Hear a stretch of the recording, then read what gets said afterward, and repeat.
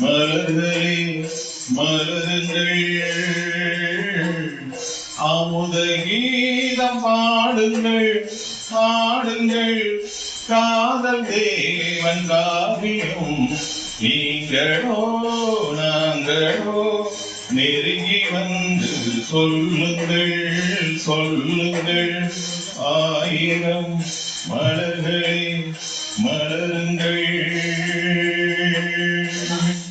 ஆயிரம் மலர்களோடு பாரத ராஜா அவர்களுக்கு அனைத்து கவிஞர்கள் சார்பாக கண்ணீர் மலர்களை காணிக்கையாக்குகிறோம். தொடக்கமாக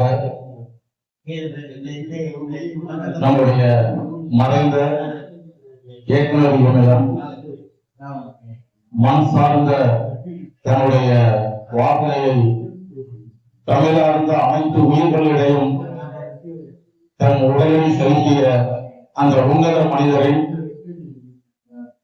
இனிய உயிர் என்று பிறந்ததை முன்னிட்டு அன்னாரை கௌரவிக்கும் விதமாக நம்முடைய அழகமான இலக்கியம் ஒரு அஞ்சலி செலுத்துகிறது.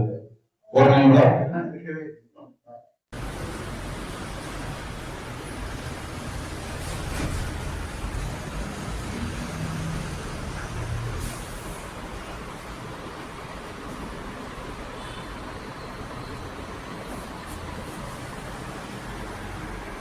நகர் இலை நூலக இலக்கிய ஆர்வலர்கள் அனைவரையும் அழைத்து மகிழ்கின்றேன்.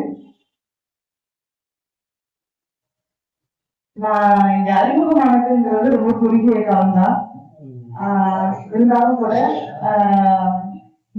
ஐயா சொன்னதுமே சரி ஏதாவது ஒரு தலைப்புல பேசலாம் அப்படின்றதும் பழமொழிகளை பத்தி பேசலாம் அப்படின்னு எனக்கு தோணுச்சு.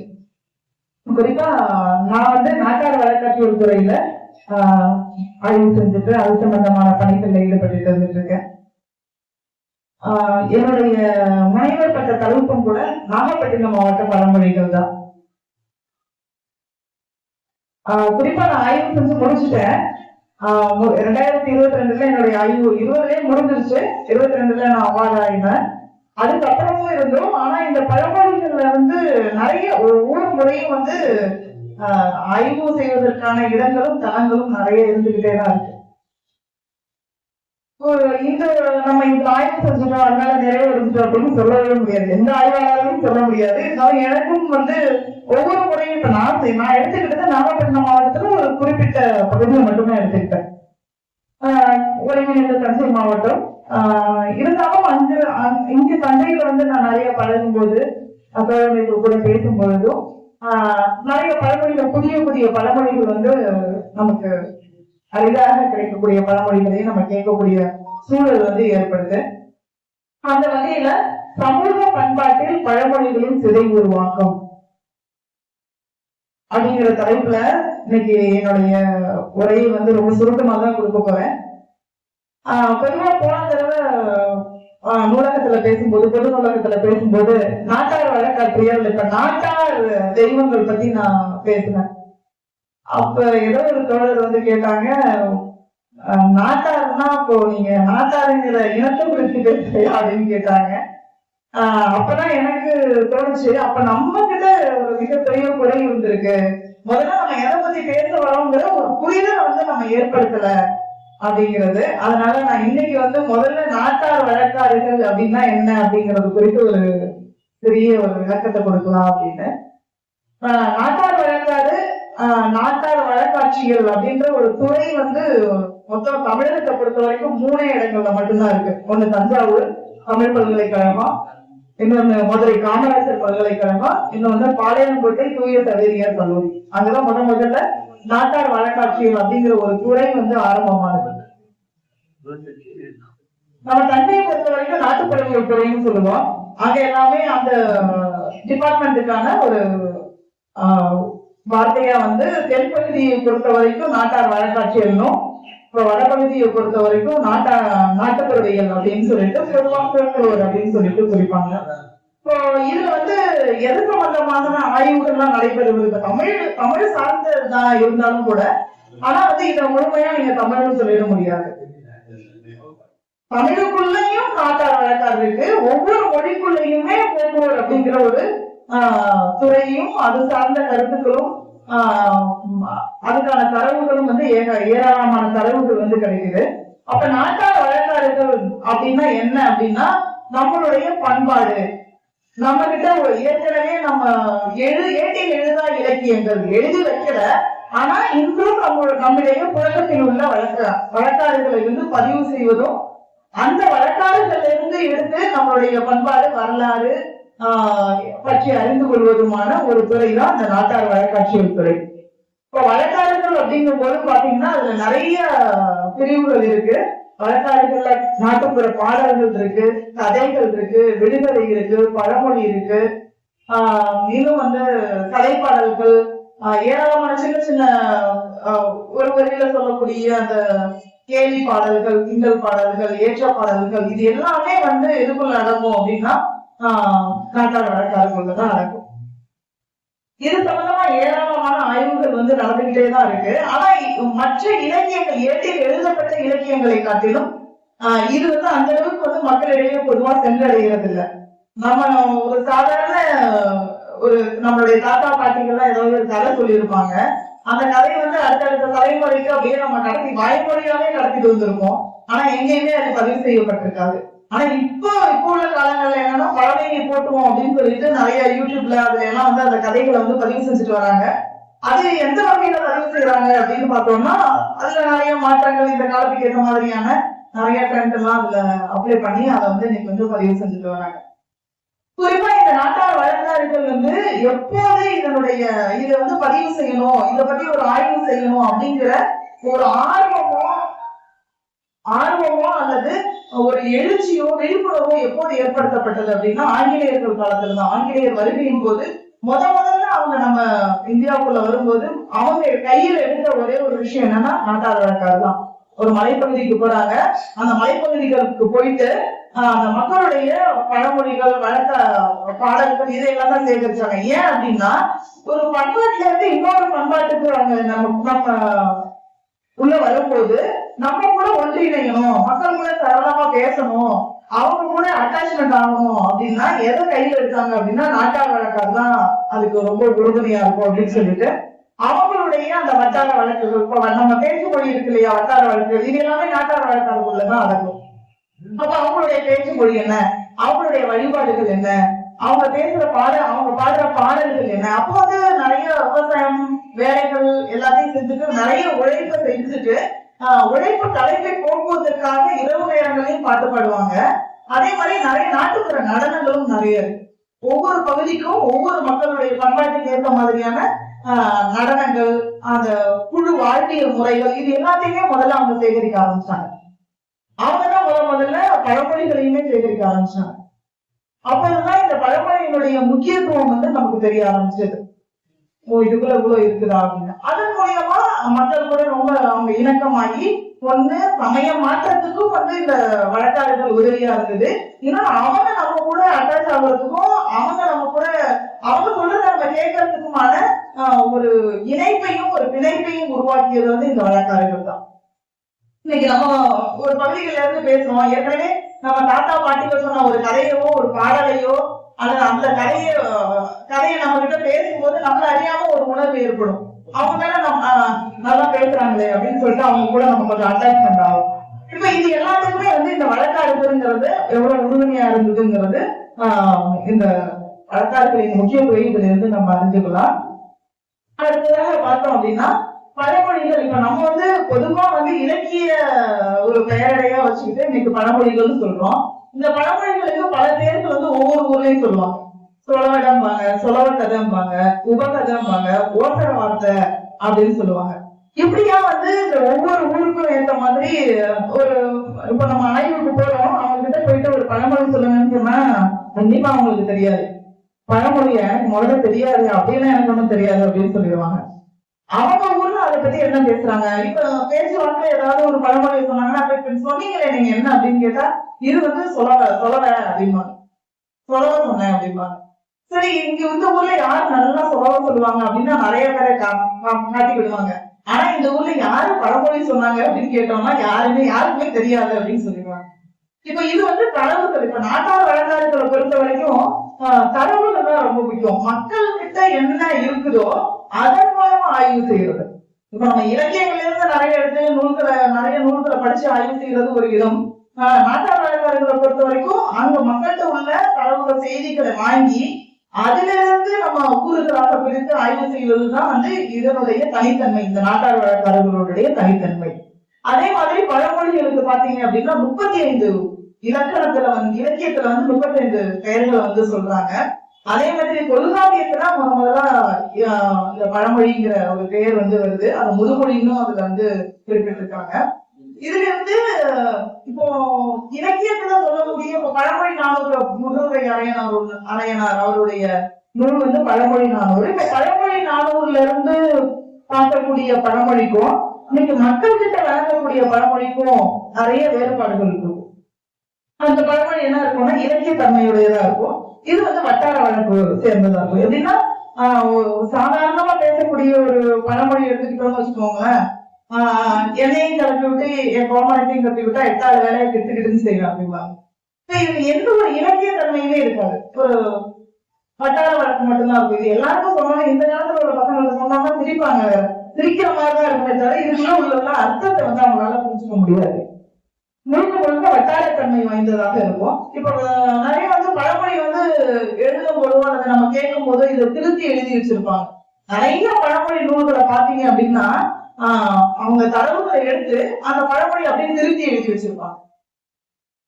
இந்த இடத்துல இன்னு விட்டு போச்சு, இந்த இடத்துல இக்கு விட்டு போச்சு, இதுல வந்து அவன்னு இருக்கு, இந்த இடத்துல அவன்னு போடணும், அவர்ன்னு போடணும் அப்படின்னு சொல்லிட்டு அந்த மாதிரி திருத்தி எழுதுவதாலேயோ அல்லது திருத்தி பேசுவதாலேயோ அந்த பழமொழியினுடைய உண்மைத்தன்மையும் முழுமையும் வந்து சிதைந்து போகுது.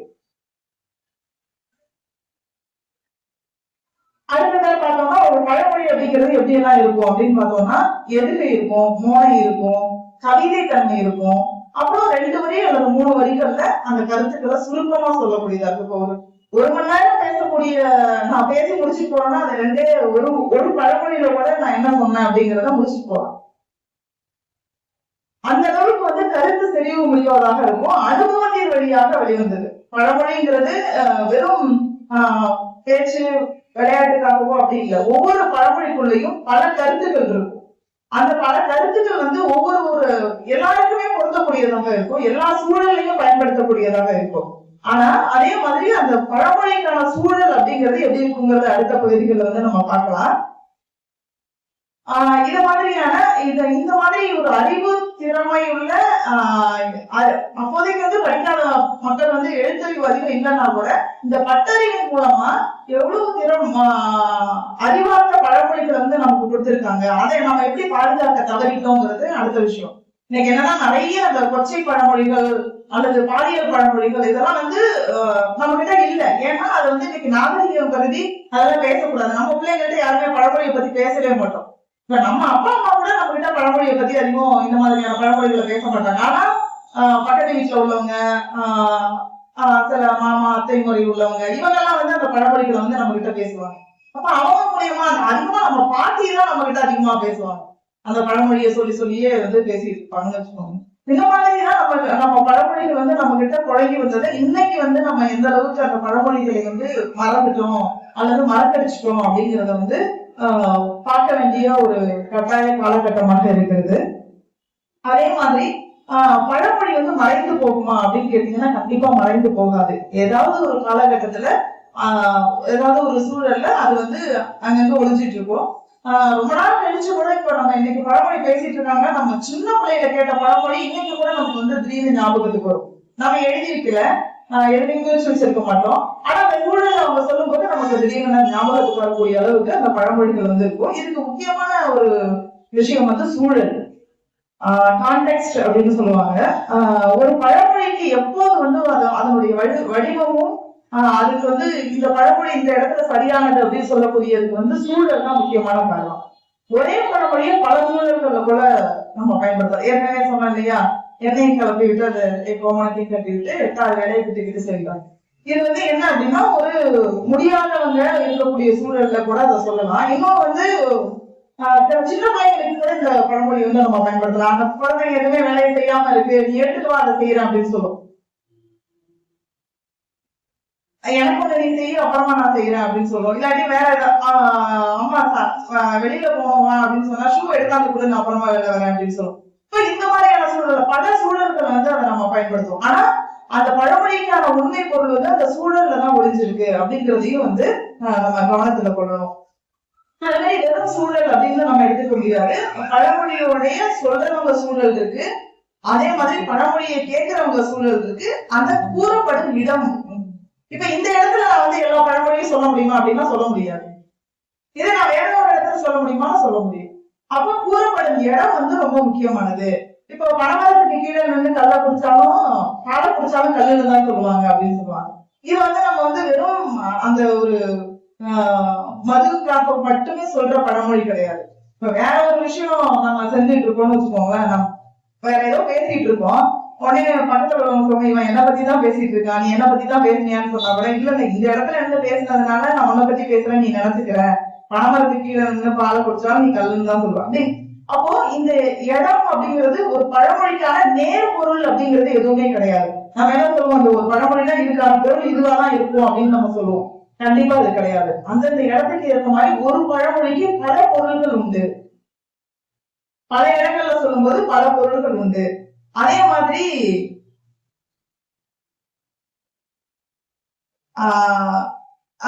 நிறைய பழமொழிகள் வந்து நிறைய வகையா பகுத்து வச்சிருக்காங்க. ஜாதிய பழமொழிகள், ஊர் பழமொழிகள், பெண் சார்ந்த பழமொழிகள், ஆண் சார்ந்த பழமொழிகள், குடும்பம் பழமொழிகள், சமுதாய பழமொழிகள், சமுதாயத்துக்குள்ளே குடும்பம் மற்ற எல்லாமே வந்துடும். இது சார்ந்த பல்வேறு பழமொழிகள் வந்து வந்திருக்கும். இது குறிப்பா நம்ம எடுத்துக்கிட்டோம்னா ஜாதிய பழமொழிகள் நிறைய ஜாதிய பழமொழிகள் வந்து நம்ம பார்க்கலாம். ஆனா ஒரே பழமொழி எப்படி ஊருக்கு ஊரு மாறுது அப்படின்னு. இப்போ நம்ம பனமரத்தினரும் பட்டினம் உரமும் சொல்லுவாங்க. குறிப்பா வந்து நாகப்பட்டினம் மாவட்டத்துல சேகரிச்ச பழமொழி. பட்டினவர் அப்படிங்கிறது மீனவர்களை குறிக்கும். அப்போ பனைமரத்தினர்கள் எப்படி ஒரு இடத்துல நிக்காதோ அதே மாதிரி அவங்களுடைய உறவு வந்து ஒரே இடத்துல இருக்காது, நிலையாக இருக்காது அப்படிங்கிறதுக்காக சொல்லுவாங்க. அதே மாதிரி அதை அடுத்த இடத்துக்கு வரும்போது அந்த பட்டினவர்ங்கிற இடத்துல வேற ஒரு ஜாதியை வந்து அப்ளை பண்றோம். இந்த பகுதிகள் வந்து இந்த தந்தையை பத்தி சொல்லும்போது இன்னொரு ஊர்ல என்ன சொல்லுவாங்கன்னா கள்ளம் வரும் கணக்கால் வரும் அப்படின்ற ஒரு பழமொழி வந்து இருக்கு.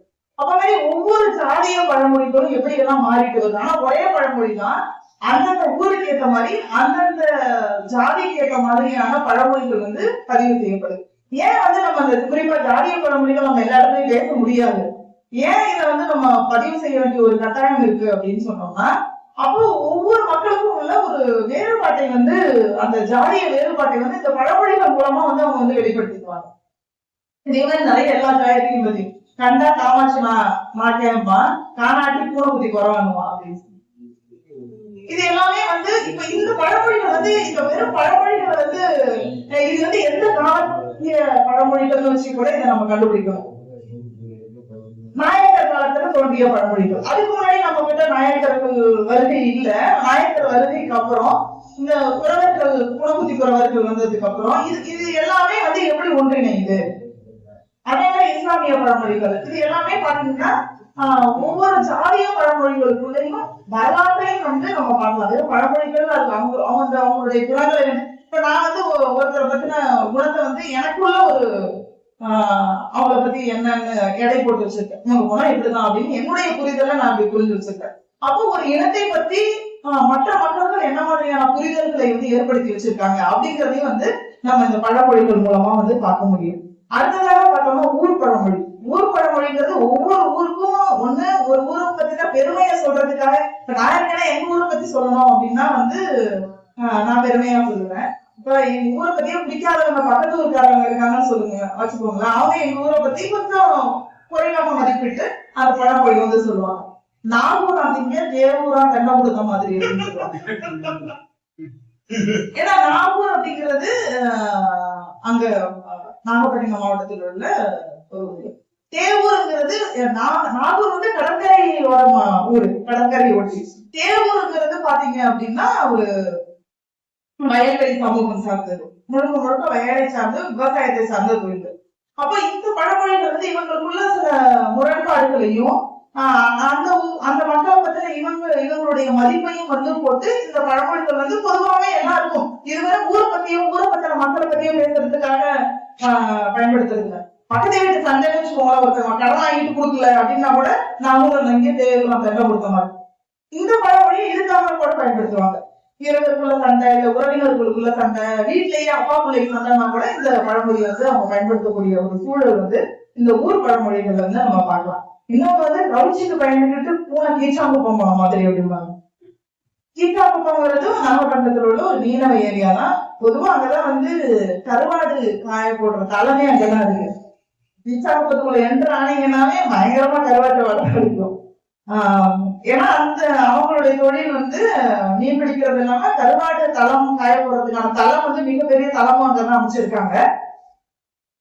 அதனால வந்து கவுச்சிக்கு பயந்து பூனை கீச்சாங்குப்பம் போன மாதிரி அப்படின்னு சொல்லிட்டு ஒரு பழமொழி. இதுவும் வந்து பல சூழல்கள் வந்து பயன்படுத்தப்படுது. அதே மாதிரி ஊர் பழமொழி பார்த்தோம்னா நிறைய பழமொழிகள் வந்து ஒவ்வொரு ஊருக்கும் இருக்கும். அதே மாதிரி கள்ளிமேட்டு ஆத்துல ஆழம் தெரியாம கள்ளிமேட்டு ஆத்துல கால விடாது அப்படின்னு சொல்லுவாங்க. இது என்னது ஆழம் தெரியாம கள்ளிமேட்டு ஆறு அப்படிங்கிறது சாதாரண நீர். கள்ளிமேட்டுங்கிற ஊரும் நாகப்பட்டினம் டு வேதாரண்யம் வழியில இருக்கு. அந்த ஊர்ல வந்து தண்ணி இந்த உப்பு தண்ணி இருக்கு இல்லையா, கடல் தண்ணி வந்து மேல ஏறி வந்துடும். இந்த வைகாசி மாசத்துல அதன் மூலமா உப்பு தயாரிப்பு நடக்கிறது அந்த வைகாசியில தான் ஆரம்பிப்பாங்க. வைகாசி விசாகம் அந்த காத்துன்னு சொல்லுவாங்க. விசாக காத்து ஆரம்பிச்ச உடனே அந்த கடல்ல உள்ள தண்ணி எல்லாம் மேல ஏறி வரும். அப்பதான் வந்து அந்த உப்பு உற்பத்தி எல்லாம் வந்து இந்த இதெல்லாம் தொடங்க ஆரம்பிக்கும். அதனால வந்து அந்த தண்ணிகள்லாம் உள்ள ஏறி நிலப்பகுதிக்குள்ள வரும்போது அங்க ஆழமே தெரியாது. சாதாரணமா சும்மா நிலத்துல வயல்ல தண்ணி கிடக்கிற மாதிரி இருக்கும். ஆனா அதனுடைய ஆழம் வந்து ரொம்ப அதிகமா இருக்கும். அப்போ நீ வந்து விவரம் தெரியாம நீ அதுல போய் இறங்காத, உனக்கு அதை பத்தி தெரியாது, முழுமையா தெரியாதுங்கிறதுக்காக இந்த ஊர் பழமொழி வந்து பயன்படுத்துறது வழக்கமாக இருக்கும். அடுத்ததாக பாத்தீங்க அப்படின்னா பழமொழியை வந்து புதிதாக உருவாக்க முடியுமா? சரி, ஏற்கனவே சொல்லி வச்ச பழமொழியை தான் சொல்ல முடியுமா? ஏன் நம்ம வந்து புதிதா வந்து பழமொழியெல்லாம் உருவாக்க முடியாதா அப்படின்னு கேட்டோம் அப்படின்னா உருவாக்கலாம். ஆனா அந்த பழமொழி எப்படி வந்து நிலைத்து நிற்குது? இப்ப நான் ஒரு பழமொழியை உருவாக்கி சொல்றேன்னு வச்சுக்கோங்களேன். அடுத்தது அந்த பழமொழி வந்து எல்லா இடத்துக்கும் வந்து பலராலும் பயன்படுத்தப்படணும், அனைவராலும் ஏற்றுக்கொள்ளப்படணும். அதே மாதிரி பரவலாக்கப்படணும். ஒரு இடத்துல இருந்து மற்றொரு இடத்துக்கு போகணும், ஒரு ஊர்ல இருந்து மற்றொரு ஊருக்கு போகணும். அங்க வந்து தொடர்ந்து பேசக்கூடியதாக இருக்கணும். அல்லது தலைமுறை கடந்து அந்த பழமொழி வந்து நிலைத்து நிற்கக்கூடியதாக இருக்கும் போதுதான் அதை வந்து நம்ம முழுமையா பழமொழியும் ஏற்றுக்க முடியும். ஏன்னா பழமொழி மாதிரியே நிறைய சொல்லிட்டு இருப்பாங்க. அந்த விடுகதை எல்லாம் இருக்கு இல்லையா, அதெல்லாம் பாத்தீங்கன்னா நிறைய சொல்லுவாங்க. அதுல பழமொழியா விடுகதையானே சிலது நமக்கு தெரியாது. பழமொழிக்குள்ளேயும் விடுகதை. பழமொழிக்குள்ள ஒரு சிறப்பு என்ன அப்படின்னா நாகூரார் யானை செஞ்ச கதை மாதிரி அப்படின்னு சொல்லுவாங்க. நாகூரார் யானை செஞ்ச கதை மாதிரி அப்படின்னு சொல்லுவாங்க. ஒரு கதையை வந்து முழுமையா சொல்லணும்னு அவசியம் இல்லை. ஆனா இந்த கதை மாதிரி அது மாதிரி அப்படின்னு சொன்னோன்னே அதுக்குள்ள வந்து ஒரு கதையும் ஒழிஞ்சிருக்கும். அதே மாதிரி பழமொழிக்குள்ள பாடல்களும் ஒழிஞ்சிருக்கும், பழமொழிக்குள்ள விடுகதையும் ஒழிஞ்சிருக்கும். அப்ப பழமொழிங்கிறது பன்முகத்தன்மை கொண்டது. வெறும் பழமொழினா அது பழமொழிக்காக மட்டும் பயன்படுத்துறது. அது மாதிரி பழமொழி வந்து பல பாடல்களையும் வந்து நம்ம பயன்படுத்துவதா. குறிப்பா வந்து நாட்டுப்புற பாடல்கள் வந்து நிறைய பழமொழிகள் வந்து பயன்படுத்துவாங்க. கருப்பு கரை சேலை கட்டி கரையோரம் போற குட்டின்னு ஒரு பாட்டு இருக்கு இல்லையா, அடிமேல் அடி அடிச்சா அம்மியும் நகர் ஒண்ணு அப்படின்னு சொல்லிட்டு அடிமேல் அடி அடிச்சா அம்மி கூட நகரும் அப்படின்னு சொல்லிட்டு நம்ம பழமொழி சொல்லுவோம். இந்த பழமொழியவே அவங்க வந்து பாடல்கள்ல வந்து ரொம்ப அழகா வந்து சொல்லியிருக்கதையும் வந்து நம்ம பார்க்கலாம். அதனால இந்த பழமொழிக்கு பல பன்முகத்தன்மையுடையதாகவும் இந்த பழமொழி இருக்கு. அதே மாதிரி குறிப்பா பழமொழிகளை சொல்லும் போது பாத்தீங்கன்னா அதிகமா பெண்களை திட்ட மாதிரியோ இல்ல பெண்களுக்கு அறிவுரை சொல்ற மாதிரிதான் நிறைய பழமொழிகள் இருக்கும். அதை சொல்றது இன்னும் கூட ரொம்ப கொடுமையான விஷயம்னா அது அதிகமா சொல்றது பெண்கள் தான் அதிகமா சொல்லுவாங்க. அந்த மாதிரியான பழமொழிகள் நிறைய இருக்கு. அதே மாதிரி அப்பா வீட்டுல புதுல உங்க வீட்டுல போய் நீங்க திட்டாங்களா?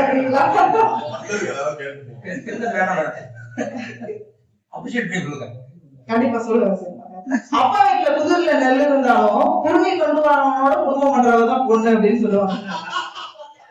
அப்போ அப்பா வீட்டுல புதிர்ல நெல் இருந்தாலும் குருணி கொண்டு வரவனோட குடும்பம் பண்றவங்க தான் பொண்ணு. குதிர் அப்படிங்கிறது வந்து அப்போ கட்டாயம் மாதிரி அந்த குதிர். அதுல நெல் இருந்தா கூட குருணிங்கிறது ஒரு மரக்காவா மரக்கா. அப்போ ஒரு மரக்கா நெல்லு கொண்டு வரவங்க கூட குடும்பம் பண்றதுதான் பொண்ணுக்கு அழகு அப்படின்னு சொல்லி பெண்களுக்கு அறிவுரை சொல்லும் போது, நீ எவ்வளவு வசதியான இடத்துல வாழ்ந்தா என்ன, உங்க அப்பா வீட்டு பெருமையை நீங்க பேசாத அப்படிங்கறதையும் பல்வேறு அர்த்தங்களுக்கு இது பெண்களுக்கு அறிவுரை சொல்லக்கூடியதாக இந்த பழமொழிகள் அமைஞ்சிருக்கும். அதே மாதிரி பாத்தீங்கன்னா இன்னைக்கு நேரடியா ஒருத்தவங்களை பேசணும் அப்படின்னா ரொம்ப எளிமையா பழமொழி மூலமா பேசிட்டு போயிடலாம். திட்டமும் நேரடியா திட்டணும்னு அவசியம் இல்ல, ஒரு கருத்தை நேரடியா சொல்லணும் இல்ல, ஒரு பழமொழி சொன்னாலே அவங்களுக்கு அந்த கருத்து புரியக்கூடியதாக இருக்கும். அதே மாதிரி பாத்தீங்கன்னா இன்னைக்கு இந்த முதியோர்கள் அவங்களுடைய நிலைமையை பார்த்து அக்கரைப்பேட்டை அப்படிங்கிற ஒரு கிராமத்துல ஒரு பாட்டியை பார்க்க போயிருந்தேன். அவங்க கிட்ட இருந்தா நாட்டார வழக்காரிகள் பற்றிய ஆய்வுகள் செய்ய தொடங்கிய இடமே அவங்க கிட்ட இருந்துதான் நான் சொல்லணும். ஏன்னா நான் கேட்க போனது பழமொழி, கிட்டத்தட்ட 4 நாள் அவங்கள்ட்ட பழமொழி கேட்க அலைஞ்சாலும் அவங்க நிறைய பாடல்கள் சொன்னாங்க. அப்ப கண்ணகி கதை அப்படின்னு சொல்லிட்டு சிலப்பதிகார கதையெல்லாம் கூட சொன்னாங்க. ஆனா கடைசி வரைக்கும் எனக்கு பழமொழி சொல்லவே இல்லை. திரும்ப மீண்டும் மீண்டும் போகும்போது அவங்க ஒண்ணு சொன்னாங்க, களப்பாலும் சோறும் காலால இரளிட்டு கக்குல சொத்துக்கு கையேந்தி நிக்கிறேன் அப்படின்னு சொன்னாங்க.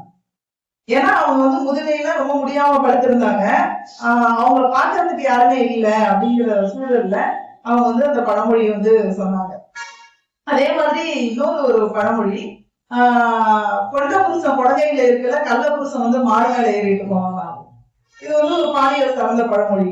ஆனா இது அதுக்காக பயன்படுத்துவாங்களா அப்படின்னு கேட்டோம்னா கண்டிப்பா கிடையாது. இது அவங்க வேற வேற சூழல்ல அதை பயன்படுத்தக்கூடிய ஒரு சூழல் இருக்கும். புருஷங்காரன் பொண்டாட்டி அடிக்க திண்ணையில இருந்தாலும் தேம்பி அழுதாங்க அப்படிங்கிற ஒரு கதையெல்லாம் இதெல்லாம் மறைமுகமான உறவை வெளிப்படுத்தக்கூடிய பழமொழி. இது வேற உறவுக்காக தான் பேசுவாங்களா கிடையாது. சமதலான ஒருத்தவங்க இன்டர்பியர் ஆகுறாங்கன்னு வச்சுக்கோங்க, நம்ம பேசிட்டு இருக்கோம், சமதலாம இன்டர்பியர் ஆகுறாங்க அல்லது அதை கேட்கறாங்க, ஒட்டு கேட்டுட்டு இருக்காங்க அப்படின்னா இந்த பழமொழி சொல்லக்கூடியது வழக்கமா இருக்கு. அதனால எந்த சூழல்ல பயன்படுத்துறோம் அப்படிங்கிறது ரொம்ப முக்கியம் அப்படின்னு சொல்லலாம். அதே மாதிரி உண்மை வடிவம், இன்னைக்கு பாத்தீங்க அப்படின்னா பழமொழிக்கு ஒரு உண்மை வடிவம் இருக்கு. இந்த பழமொழிக்கு இதுதான் உண்மையான வடிவம், இது ஏற்கனவே சொல்லப்பட்டது இன்னைக்கு மக்கள்கிட்ட வழங்கிட்டு இருக்கிறதெல்லாம் வேற வடிவம் அப்படின்னு சொல்லுவாங்க. என்னன்னா கழுதைக்கு தெரியுமா கற்பூர வாசனை, நம்ம எல்லாருமே அடிக்கடி பயன்படுத்துறது உண்டு. ஆனா இதுக்கு என்ன சொல்லுவாங்கன்னா கழு தைக்க தெரியுமா கற்பூரத்தின் வாசனை. கழுங்கிறது கோடைக்குள்ள, இது தைக்கும் போது ஒரு கற்பூரத்தினுடைய வாசனை தெரியும்.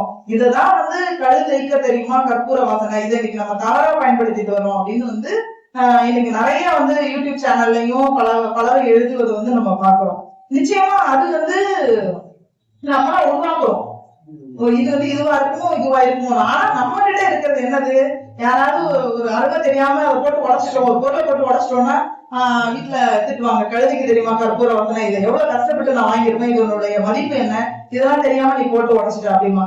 அப்போ அந்த சூழல்ல கழுதைக்கு தெரியுமா கற்பூர வாசனை அப்படி அதுதான் அதனுடைய உண்மையான வடிவம். எந்த சூழல்ல பயன்படுத்துறோமோ அதுதான் உண்மையான வடிவம் அப்படிங்கிறது நம்ம இதுல இருந்து தெரிஞ்சுக்க முடியும். அடுத்ததாக ஆடி தள்ளுபடிக்கும் ஆசை, கை காசுக்கும் ஆசை அப்படின்னு சொல்லுவாங்க. இப்ப இது இந்த மாதிரியான ஒரு புதிய உருவாக்கம், புதுசா ஒரு பழமொழி உருவாக்கணும்னா இது எனக்குமே நிக்காது. ஒரு ஜோக்குக்காக யாரோ இன்னைக்கு படத்துலயோ அல்லது படத்துல கேட்கிறோம் அல்லது யாராவது பேசும்போது மீடியால கேட்கிறோம் அப்படின்னா இது நிலைத்து நிற்குமா மக்கள்கிட்ட அப்படின்னா கண்டிப்பா கிடையாது. ஏதோ ஒரு சூழல்ல ஒரு காலகட்டத்துல அது வந்திருக்கும், அடுத்த காலகட்டத்துக்கும் அது போகுமா அப்படின்னா கண்டிப்பா போகாது. அதே மாதிரி இன்னொரு ஒரு பழமொழியினுடைய பல வடிவங்களை நம்ம பார்க்கலாம். சாமியே சைக்கிள்ல போதும் பூசாரிக்கு புல்லட்டு கேக்குதான். அதே மாதிரி சாமியே சைக்கிள்ல போதும் பூசாரிக்கு வாழைப்பழம் கேக்குதான். சாமியே வாழைப்பழத்துக்கு எழுதுதான் பூசாரிக்கு வாழைப்பழம் கேக்குதான். இது ஒரு பழமொழி அடுத்தடுத்த நிலைகள்ல அடுத்தடுத்த காலகட்டங்கள்ல ஒவ்வொரு ஊர்லயும் பல வடிவங்கள்ல பழமொழி கருத்துக்கள் மாறாது. இதனுடைய கருத்து ஒரு உட்கருத்து ஒண்ணுதான். ஆனா அதனுடைய அமைப்பு வடிவங்கள்ல பல்வேறு வடிவங்கள்ல நம்ம பார்க்க முடியும். அடுத்ததாக பார்த்தோம் அப்படின்னா இந்த வழக்காடு ஏன் இப்படி ஒவ்வொரு இடத்துக்கு மாற்றம் அடையுது அப்படின்னா பல்வேறு சூழல்கள்னால இந்த வழக்காடுகள் இப்படி மாற்றம் அடையுது. அந்த பழமொழியே ஏன் இப்படியான திரிவுகள் ஏற்படுது அப்படின்னு கேட்டோம்னா முதல்ல புலம்பெயர்கள், நம்ம புலம்பெயர்ந்து போறோம்னா ஒரு இடத்துல இருந்து இன்னைக்கு நான் வேதாரண்யத்துல இருந்து நான் இந்த ஊருக்கு புலம்பெயர்ந்து இருக்கேன் வேலை காரணமாக. அல்லது வேற ஏதோ ஒரு பிரச்சனைகள் காரணமாக, அப்போ இன பிரச்சனைகள் இருக்கலாம், அல்லது அந்த ஊர்ல உள்ள பல்வேறு பிரச்சனைகள் காரணமாகவோ அல்லது சூழல் காரணமாகவோ அல்லது வருமானத்து மனித நோக்கிலேயே ஏதோ ஒரு நோக்கில நான் வந்து புலம்பெயர்ந்து வந்தேன். புலம்பெயர்ந்து வந்ததுக்கு அப்புறம் நான் என்ன பண்ணுவேன்னா, நான் மட்டுமே வரமாட்டேன். என் கூட நான் பேசின பேச்சு, என்னுடைய வழக்காடுகள், என்னுடைய சாமி, நான் மட்டும் தனியா வந்ததுனால நான் தனியா இருக்கலாம். இப்ப நான் ஒரு குரூப்பான ஒரு எங்களுடைய குழு கூட்டத்தையே கூட்டிட்டு வரேன்னு வச்சுக்கோங்க, திரும்ப அந்த ஊருக்கு போற மாதிரியான எண்ணமே இருக்காது. நான் இங்க வந்து எனக்கு நல்லா இருக்கு, நான் இந்த தஞ்சாவூர்ல ரொம்ப நல்லா இருக்கேன், அப்ப எல்லாருமே வந்துருங்க அப்படின்னு சொல்லிட்டு ஒரு 10 பேர் 20 பேரை கூட்டு போற ஒரு கிராமத்துல இருந்து கூட்டு வரேன் அப்படின்னா நான் அவங்க மட்டுமே கூட்டு வர மாட்டேன். அவங்களுடைய எல்லா பண்பாடு பழக்க வழக்கங்கள் எல்லாத்தையும் சேர்த்து எடுத்துருவோம். குறிப்பா பார்த்தோம்னா அந்த நாட்டார் தெய்வத்தையுமே கூப்பிட்டு வந்துருவோம். ஏன்னா ஒவ்வொரு முறையும் நான் வந்து வேதாரண்யம் பக்கம் போயிட்டு இருக்க முடியாது, அலைச்சலா இருக்கும். சரி, இங்கேயே வச்சு ஒரு இடத்துல வச்சு நம்ம எல்லாம் சேர்ந்து சாமி கும்பிட்டுக்கலாம் அப்படின்னு சொல்லிட்டு எடுத்துட்டு வந்துருவோம். அப்போ அந்த மாதிரி பார்த்தோம்னா அங்க வந்து என்னுடைய பழமொழியை நான் இந்த ஊருக்கு எடுத்துட்டு வருவேன். இந்த ஊர்ல என்னுடைய நண்பர்கள் அல்லது கூட வேலை செய்யறவங்க, இந்த ஊர்ல இருந்து வேலைக்கு வர்றவங்க எல்லாருக்கூடையும் நான் பேசும்போது என்னுடைய பழமொழியவோ என்னுடைய வழக்காரவோ அவங்களுக்கு கொடுப்பேன். அவங்களுடைய வழக்கார நான் எடுத்துட்டு போவேன். புலம்பெயர்ந்து ரொம்ப நாளைக்கு அப்புறம் எனக்கு வயசாகி நான் ஊருக்கு போனா கூட இங்க உள்ள பழக்க வழக்கத்தை போய் அங்க மற்றவங்களுக்கு சொல்லுவேன். இது எப்படி அப்படின்னா ஒரு புதுமையை புகுத்துற மாதிரி தான். அப்போ அந்த மாதிரியான பழமொழிகள் பாத்தீங்கன்னா, சீலையில சித்தாத்தா வீட்டுக்கு போனாலும் அவ ஈச்ச பையன் கட்டிட்டு இருக்குன்னு இருந்தாலும் அப்படின்னு. இப்ப சித்தாத்தா அப்படிங்கிறது வந்து இந்த பகுதிகள்ல பயன்படுத்துறாங்களா என்னன்னு தெரியாது. சித்தாத்தான்னா சின்னம்மா. அதே மாதிரி அடுத்த தெரிஞ்ச அக்கா வீட்டுக்கு போனாலும் அக்கா தூக்கி மச்சாத்த போயிடலாம், அந்த மாதிரியான பழமொழிகள். அப்போ இந்த ஒரே பழமொழிகள் வந்து அடுத்தடுத்த பகுதிக்கு போகும்போது இங்க சித்தாத்தாங்கிறது சின்னம்மா, அடுத்தது இங்க அக்காவா மாறுது. அடுத்த இடத்துக்கு போகும்போது வேற ஒரு உறவு முறையா அந்த இடத்துல உறவு முறையை போட்டு அந்த இடத்துக்கு ஏற்ற மாதிரி அவங்க வந்து மாத்திக்குவாங்க. அடுத்ததாக பார்த்தோம்னா திருமணம். இந்த ஊர்ல இருந்து திருமணம் ஆகி இன்னொரு ஊருக்கு போறாங்க அப்படின்னா என்ன பண்ணுவாங்கன்னா, பொதுவா வந்து பெண்களை பொறுத்த வரைக்கும் அவங்க வீட்டோட பழக்க வழக்கங்கள் முழுக்க எடுத்துட்டு போயிடுவாங்க. முடிஞ்ச வரைக்கும் அங்க கொஞ்சம் இலகுவா இருந்தா அங்க ஃபுல்லா அப்ளை பண்ணிடலாம். ஆனா அங்க ரொம்ப ஸ்ட்ரிக்டா இருந்தாங்கன்னா நம்ம கொஞ்சம் கொஞ்சமா நம்ம அந்த குடும்பத்துல வந்து நம்ம வந்து அப்ளை பண்ண முடியாது. ஆனா அடுத்து அவங்களுடைய குழந்தைகள் கிட்ட அதை அப்ளை பண்ண முடியும். ஒரு பெண் திருமணம் ஆகி போகும்போது அவங்களுடைய பொண்ணுகிட்டையும் பிள்ளைகிட்டையும் சொல்ல முடியும். ஆனா அவங்க வீட்டுக்காரர்கிட்டையும் மாமியார்கிட்டையும் அதை சொல்லி அந்த பழக்க வழக்கத்தை மாற்ற முடியுமான்னு கண்டிப்பா முடியாது. அப்போ ஒரு பெண் திருமணம் ஆகி ஒரு பண்பாட்டுல இருந்து இன்னொரு பண்பாட்டுக்கு போகும்போது அந்த பழமொழிகளை வந்து அவங்க வந்து நிறைய வந்து அதுக்குள்ள வந்து பயன்படுத்துவாங்க. அடுத்ததாக பார்த்தோம்னா வணிக தொடர்பு.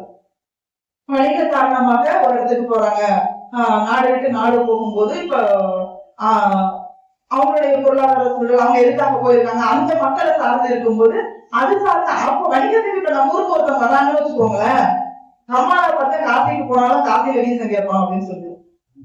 அப்போ அந்த ஊர்ல இருந்து நம்ம வரும்போது ஒரு வணிகரை பத்தி நம்மளுடைய மதிப்பீடு இருக்கு இல்லையா, அப்ப அந்த வணிகரை பத்தி மதிப்பீடையும் நம்ம சொல்லுவோம். அந்த வணிகரும் நமக்கு நிறைய வந்து அவங்களுடைய வழக்காடுகள் வந்து நமக்கு சொல்லிக் கொடுப்பாங்க. அதே மாதிரி சமய மாற்றம்ங்கிறது பல்வேறு சூழல்கள்ல நிறைய சமய மாற்றம் அப்படிங்கிறது நமக்கு நம்ம தமிழக சூழல்ல வந்து நடந்துகிட்டே இருந்துச்சு. ஒவ்வொரு காலகட்டத்திலையும் ஒவ்வொரு சமயம் வந்தது. பௌத்தமா இருக்கட்டும், இஸ்லாமா இருக்கட்டும், கிறிஸ்தவமா இருக்கட்டும், ஒவ்வொரு சமயம் வரும்போதும் நம்மளுடைய பண்பாட்டை வந்து அவங்க எப்படி எல்லாம் எடுத்துக்கிட்டாங்க அப்படிங்கிறது அதுக்குள்ள பார்க்கலாம். படிக்கிறது வேகம், இருக்கிறது பெருமா போயிடு. அதே மாதிரி மொட்டை பாப்பா குட்டையில விழுந்த மாதிரி, அதே மாதிரி நிறைய பாத்தீங்கன்னா வச்சுக்கோங்களேன், அந்த பழமொழிகள் தான் நிறைய பழமொழி. சூடாமணிக்கு தாலி கட்டி பாப்பானுக்கு கண்ணவஞ்சி போச்சான். இது வந்து பௌத்தம் அந்த சமயத்துல ஏற்பட்டது. அப்போ இந்த பழமொழிகளுடைய காலத்தையும் வந்து இந்த ஒவ்வொரு பழமொழிகள் கூட வந்து சூடாமணி விகாரம்னு சொல்லிட்டு விகாரம் இருந்தது இல்லையா நாகைப்பட்டினத்துல, அந்த சூடாமணி விகாரத்துல ஒரு பௌத்த சமயத்துல உள்ள ஒருத்தவங்களை திருமணம் செஞ்சா அவங்களுக்கு வந்து கண் கெட்டு போயிடும், அவங்களுக்கு வந்து கண்ணு தெரியாம போயிடும் அப்படிங்கிற ஒரு பயமுறுத்துவதற்காக உருவான பழமொழிகள்லாம் நிறைய பழமொழிகள். அடுத்ததாக வழக்காறு அப்படிங்கிறது இன்னொரு வழக்காறு எப்படி மாற்றம் அடையுது. ஏற்கனவே சொன்ன இல்லையா, வழக்காறு வந்து பாடலாக மாறும். அடுத்தது பாத்தீங்கன்னா பழமொழி பொய்னா பழையது சொல்லுவோம். பழமொழி வந்து பொய்னா பழையது சொல்லுவோம். இது வந்து பழமொழி குறித்த இன்னொரு பழமொழி சார்ந்த பழமொழிகள். அடுத்ததாக பாத்தீங்கன்னா மீனவ பழமொழிகள்ல குறிப்பா சொல்லக்கூடிய ஒரு பழமொழி வந்து கண்டம் கருத்த கடவுராமன்னு கொண்டு ஓட்டுங்க கொசுக்குள்ள அப்படின்னு ஒரு பழமொழி. இப்ப கடவுராமீன் அப்படிங்கிறது வந்து நாகப்பட்டினம் மாவட்டத்துல கிடைக்கக்கூடிய ஒரு விலை உயர்ந்த மீனா வந்து அவங்க அதை நினைக்கிறாங்க. அந்த மீனை மட்டும் என்ன பண்ணுவாங்கன்னா மீனவர்கள் அங்கே பிடிச்சிட்டு அவங்களே கடல்லையே சமைச்சு சாப்பிட்டுட்டு வந்துருவாங்க. பெரும்பாலும் வீட்டுக்கு அந்த மீனை எடுத்துட்டு வர்றதில்ல, அதனுடைய அந்த ருசிக்காக வந்து அவங்க அங்கேயே சமைச்சு சாப்பிடுறாங்க அப்படின்னு வந்து சொல்றாங்க. அதனால கண்ணல் பெருத்த கடவுள் அப்படின்னு கொண்டு ஒரு திட்டம் போட்டுக்குள்ள அப்படி பயன்படுத்துறாங்கன்னா அப்படி கிடையாது. அவங்களுக்கு கிடைக்காது இல்லையா, ஆண்களுக்கு மட்டுமே கிடைக்கக்கூடிய சூழல்ல அவங்களுக்கு ஒரு உணவு பொருளோ அல்லது வேற ஏதோ ஒரு பொருள் கிடைக்காத சூழல் வந்து இந்த பழமொழிகளை வந்து பயன்படுத்துறாங்க. அதே மாதிரி கொண்டவன் துணை இருந்தா கூரை ஏறி மேயலாம்னு ஒண்ணு இருக்கு. கொண்டவன் துணை இருந்தா கோட்டையேறி சண்டை போடலாம். அப்போ ஒரு பழமொழி காலத்துக்கு ஏற்ற மாதிரி எப்படி மாறுது. இன்னைக்கு கூரை ஏறி சண்டை போடலாம்னா இன்னொருத்தவங்க வீட்டுல போய் கூட நம்ம சண்டை போடலாம், அந்த அளவுக்கு வந்து நமக்கு தைரியம் இருக்கு. இன்னைக்கு வந்து கோட்டையேறி சண்டை போடலாம். அப்போ அடுத்தது சண்டை போடக்கூடிய இடமாகவோ அல்லது நம்மளுடைய நமக்கு தேவையான ஒரு நியதி கிடைக்கக்கூடிய இடத்துக்காக நம்ம போகலாம் அப்படிங்கறத வந்து இந்த பழமொழிகள் வந்து இந்த மாதிரியான பழமொழிகள் வந்து நமக்கு சொல்லுது. குறிப்பா பார்க்கும்போது ஒரு இடத்துக்கு பழமொழி சேகரிக்க போனோம்னா உடனே பழமொழியை சொல்லுவாங்களான்னு கேட்டீங்கன்னா கண்டிப்பா சொல்ல மாட்டாங்க. அதே மாதிரி நான் சேகரிக்க போன இடத்துல எல்லாம் என்ன சொல்லுவாங்கன்னா, காலையில சாயந்தரம் வந்தீங்கன்னா சண்டை நடப்பாங்க, அப்பவா நீ நிறைய பழமொழிகள் சேகரிச்சுட்டு போகலாம் அப்படின்னு சொல்லுவாங்க. ஏன்னா அப்ப நம்மளுடைய உணர்வு எழுச்சி மிகுதியா இருக்கும் போது அந்த பழமொழிகள் வந்து நம்ம அறியாம நமக்கு உள்ள கிழமையில உள்ளத்துல கிடக்கிறது வந்து தானா வந்து மேல எழுதி வருது. அதே மாதிரி பழமொழிகள் வந்து வேற எதுக்கெல்லாம் பயன்படுத்துறாங்கன்னா உளவியல் சார்ந்த விஷயங்களுக்கு வந்து பழமொழிகள் வந்து பயன்படுத்தப்படுது. இப்போ மருத்துவர்கள் கூட வந்து உளவியல் பிரச்சனை உள்ளவங்கள்ட்ட வந்து பழமொழிகள் மூலமா கூட சில ஆலோசனைகள் கூறுறது, அவங்க மனசுல உள்ள கருத்துக்களை கேட்கறதுக்கு கூட பழமொழிகள் வந்து ரொம்ப பயனுள்ளதாக இருக்கு அப்படின்னு சொல்லுவாங்க. அடுத்ததாக பாத்தீங்கன்னா, ஒரு பெண் தன்னுடைய சிரமத்தை வந்து சொல்றதுக்காக விதியை நினைச்சு நான் வெள்ளரவுக்க போட்டேன், கமக்கட்டை வந்து கையோட போச்சுதான் அப்படின்வாங்க. என்னையும் பார்த்து யாராவது கேட்கிறேன், என் காதையும் பார்த்து கம்மலு கேட்கிறேன். இதெல்லாம் வந்து மீனவ பகுதிகளில் உள்ள பழமொழிகள். எப்படி வந்து அவங்க வந்து வறுமை நிலையில இருக்கிறாங்க, அந்த வறுமை நிலையில இருக்கும்போது அவங்க கிட்ட இருந்து நம்ம எதையாவது கேட்கும் போது அவங்களால பதில் சொல்ல முடியாது, இல்ல கடன் கொடுத்தவங்க வந்து கடன் கேட்கிறாங்கன்னா கூட இந்த மாதிரியான பழமொழிகளை வந்து அவங்க வந்து பயன்படுத்திட்டு வராங்க. குறிப்பா பழமொழிகள் அப்படிங்கிறது எப்படி பழங்காலத்துல இருந்து அடுத்தடுத்த காலகட்டத்துக்கு வரும்போது அது சிதையுது, மீண்டும் வந்து நான் உருவாக்குது. சிதை உருவாக்கம் மீண்டும் சிதைந்து உருவாக்கப்படுகிறது. மீண்டும் மீண்டும் மக்களிடையே வந்து இந்த பழமொழிகள் வந்து எப்படி எல்லாம் வந்து புழக்கத்துல இருக்கு, இந்த பழமொழிகளை வந்து பதிவு செய்ய வேண்டிய நோக்கம் என்ன அப்படிங்கறதெல்லாம் வந்து நம்மளுடைய இது வந்து ஒரு பண்பாட்டு தேவையா இருக்கு.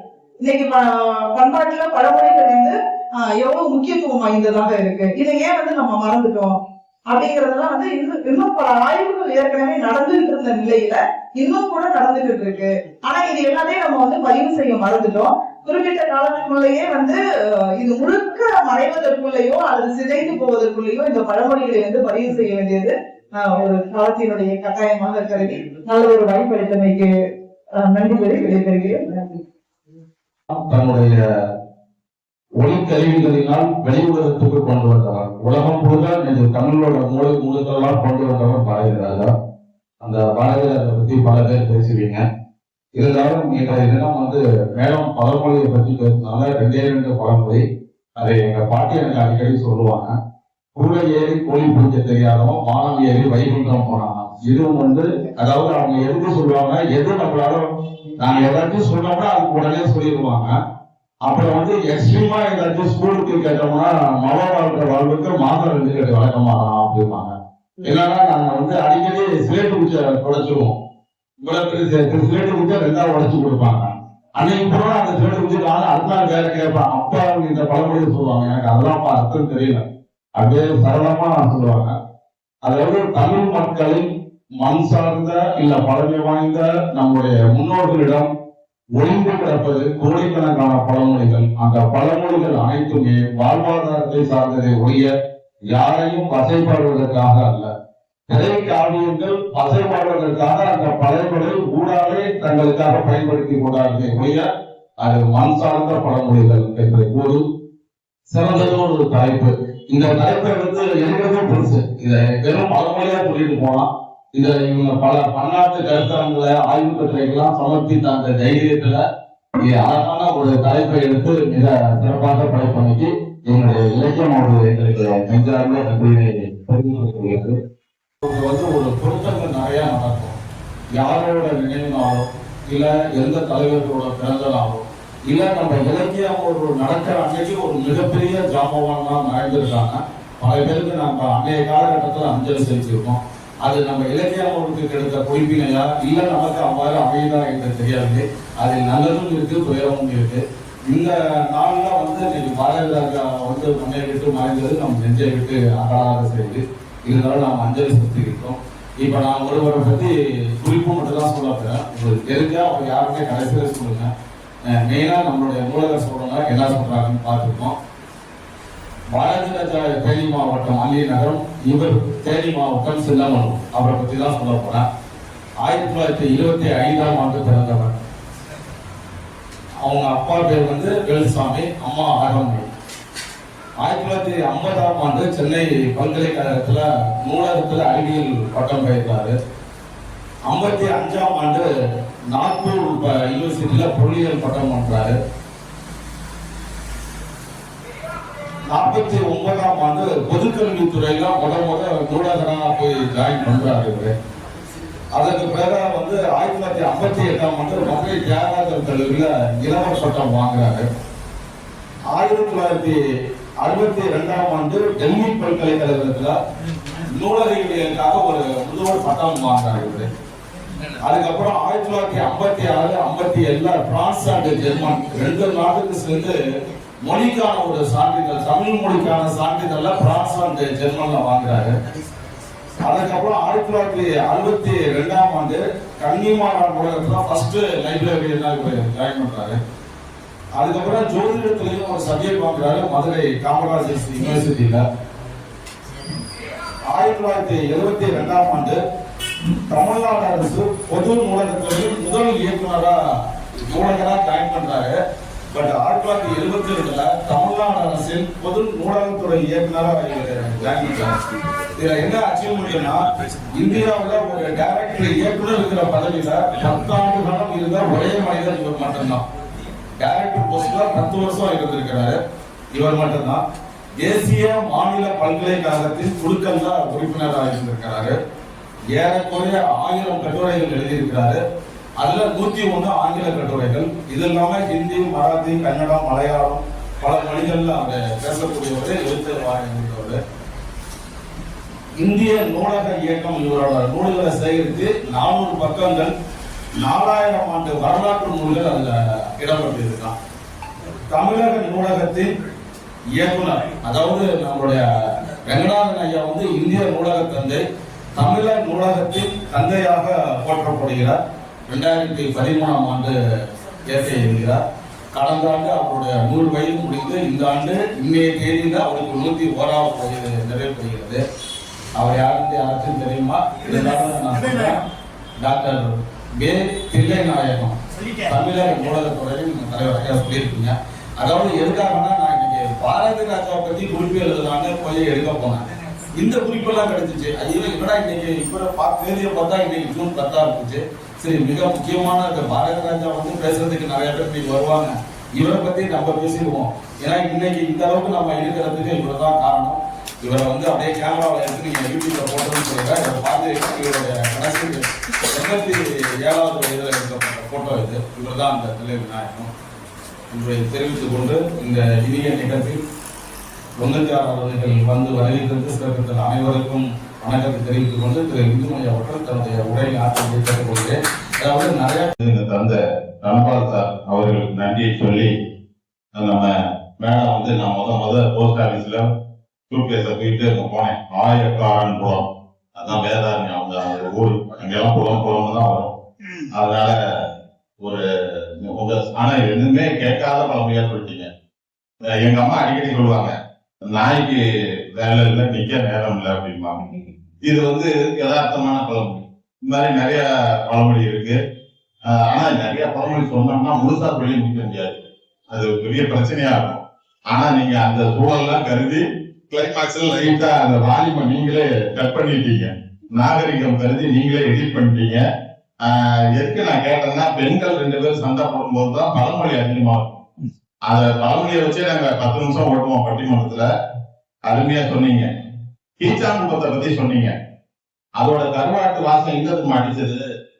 அமெரிக்காவுல கிளின்டன் கிளம்பி கீச்சாங்குப்பத்துக்கு வந்து பந்து கொடுத்துட்டு போனாரு. அவ்வளவு தூரம் போனது. அடிக்கடி அந்த பக்கம் பட்டிமன்றம் போறதுனால அந்த ஏரியாலாம் இரவு நேரத்துல அப்படியே ரசிக்கிறது உண்டு. அதே மாதிரி கலதைக்கு தெரியுமா கற்பூர வாசனைன்னு சொன்னீங்க, அது நிறைய இடத்துல பயன்படுத்துவாங்க.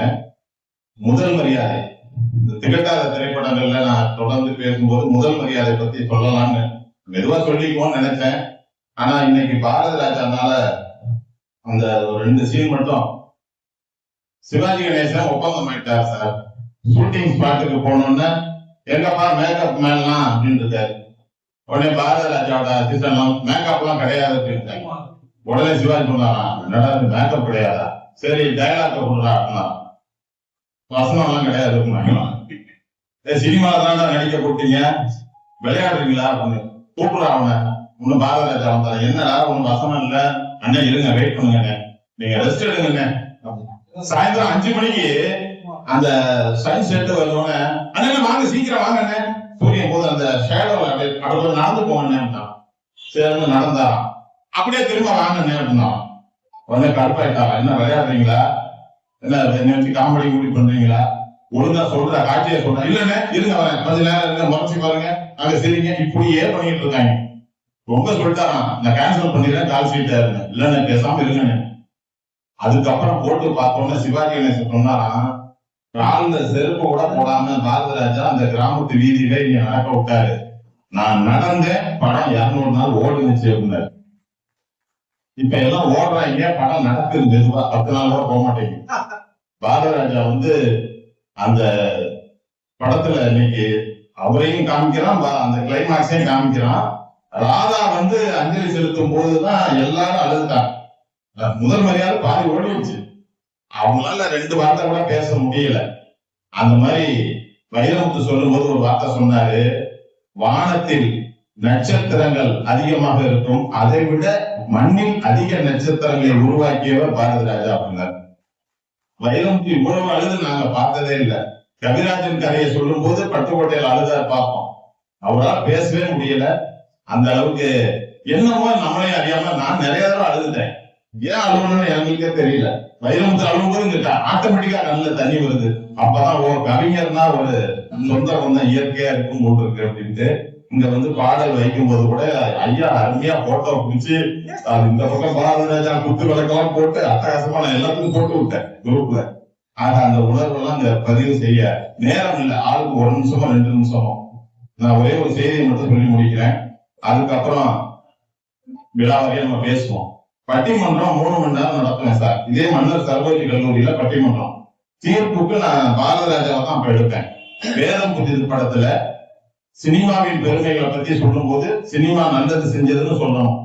அதுக்கு 2 உதாரணம் எடுப்பேன். ஒண்ணு ரத்த கண்ணீர் எம்ஆர் ராதாசனம், இன்னொன்னு வேதம் புதிதோட அவரு பாரதி ராஜா வசனம். அதை மட்டும் பேசி நான் முடிச்சிடுறேன், ஏன்னா நேரம் இல்லைன்னு எனக்கு தெரியும். அந்த வேத புதிது படத்துல பாரதி ராஜா பேசுவாரு, அதோட படம் முடிஞ்சிடும்.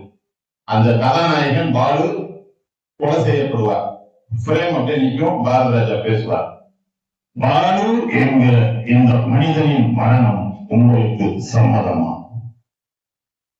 பஞ்சபூதங்கள் மனிதர்களை உருவாக்கியது, வேதங்களை மனிதர்கள் உருவாக்கினார்களா என்பது முக்கியமல்ல, வேதங்கள் மனிதர்களை உருவாக்கியதா என்பதுதான் முக்கியம். இந்த தலைமுறைகள் இப்போது போகட்டும், இனி வருகின்ற தலைமுறைகள் புதிய வேதம் படிக்கட்டும். அவர்கள் எண்ணங்கள் புதிது, கருத்துக்கள் புதிது, அவர்கள் சொல் புதிது, அவர்கள் ஓத போகும் வேதம் புதிது அப்படின்னு பார்த்தேன். அதே மனசு கணத்து போகும். இன்னைக்கு கூட ஒரு கிளிப்பிங்ஸ் போட்டான், அந்த சத்யராஜ் மேல ஒரு சின்ன அந்த ஐயர் வீட்டு பையன் ஏறிட்டு வருவான், ஆத்த கடந்து வந்தோன்னு அவன் போய் கரையில நிற்பான். அந்த பையன் கேட்பான் பொடிய, நீங்க ஒன்னே ஒண்ணு உங்கள்கிட்ட கேட்கலாமா அப்படிமா. சத்யராஜ் சொல்லுவாரு கேளுமா, உங்க பேர் என்னன்னு கேட்பான். உடனே சத்யராஜ் சொல்லுவாரு, எவ்வளவு திராவிட்டு இருந்தா என் வீட்டு சாப்பாட்டையே சாப்பிட்டுட்டு ஏன் தோல்ல ஏறிக்கிட்டு இப்ப கரை சேர்ந்த உடனே உன் பேர் என்னன்னு கேட்கறேன். இந்த ஊர்ல சின்ன பிள்ளைய கேட்டா கூட சொல்லுவாப்பா பாலு தேவர்னு. அப்ப அவன் சொல்லுவான், பாலுங்கிறது உங்களுடைய பேரு, பின்னாடி இருக்கிற தேவருங்கிறது நீங்க படிச்சு வாங்கின பட்டமா அப்படின்னு சத்யராஜ் அப்படியே நின்று அவரு அரையிற மாதிரி ஒரு 4 ஷாட்டு. அப்ப சொல்லுவாரு, அந்த பையன் மறுபடியும் சொல்லுவான், நான் கரை சேர்ந்துட்டேன், நீங்க இன்னும் கரை சேரலையே அப்படின்னு அப்படியே எல்லாம் அருவா இருந்தது எல்லாத்தையும் போட்டுட்டு அப்படியே வந்துருவாரு. நிறைய இருக்கு சார். பாரத ராஜா இன்னும் மனித குலம் இருக்கும் வரை வாழ்வார். அதற்கு அழகமான நகர் இன்றைக்கு அந்நியம் செலுத்தி கொண்டிருப்பது கண்ணீரை வரவழைத்தாலும் பெருமையாக இருக்கிறது. நன்றி. அனைவருக்கும் வணக்கம். அப்படிப்பட்ட ஒரு கோழுக்குரியவன நல்ல வாய்ப்பு இருக்கின்ற காரணத்தினால் அவர்களை நான் அழைத்து வருகிறேன். அதாவது என்காலும் பணி செய்து கிடப்பது என்று தாய்மானவர் சொல்வார். அதே போலதான் நானும் என்னால் இயன்ற பணிகளை நான் செய்து வருகிறேன். இன்றைக்கு மிக அருமையான முறையிலே உங்களுடைய சிறப்புரையாளராக வந்திருக்கக்கூடிய முனைவர் கனிமொழி அவர்கள் மிக அருமையான முறையில் பேசினாங்க. இந்த பரம்பரைகள் சிதை உருவாக்குன்றது இன்னைக்கு ரொம்ப அவசியம். கிராமங்கள்ல தான் நம்ம அதெல்லாம் பார்க்க முடியாது. நீங்க நகரங்கள்ல அந்த மாதிரியான பழமொழிகள் யாரும் தேர்ந்தெடுக்க நம்ம பல பழமொழிகள்லாம் சிதை விட்டு காணப்படுது. சட்டியில இருந்ததான் ஆப்பையில வருது அப்படின்னாங்க. ஆனா அது சொல்லப்பட்ட செய்தி ஒன்று, ஆனால் பெற்றுக்கொள்ளப்பட்ட செய்தி வேறு வடிவமாக மாறி வருகிறது. சஷ்டிகை விரதம் இருந்தால் அகமாகிய கையில் கருத்தரிக்கும், அதுதான் அதனுடைய பொருள். சஷ்டிகை விரதம் இருந்தால், அதாவது அந்த குழந்தை பிறந்ததுக்கு பேர் பிறந்ததுக்கு 4ஆம் பிறந்து சொன்னால் அந்த பெண்ணுக்கு அறிவுறுத்துவார்கள், சஷ்டியில விரதம் இருங்க, உங்களுக்கு குழந்தை பிறக்கும் அப்படிங்கிறது தான். சஷ்டிகை விரதம் இருந்தால் அகமாகிய கையில் கருத்தரிக்கும் சொன்னார். ஆனால் காலப்போக்கில் சஷ்டியில் இருந்தோம்னா ஆப்பேல விரதம் அப்படின்னு அளவுக்கு இன்னைக்கு ரொம்ப ரொம்ப அதே மாதிரி ரொம்ப நம்ம பல பழமொழிகள் சிந்திக்க வேண்டிய ஒரு நேரத்துல நம்ம நின்றுட்டு இருக்கிறோம்.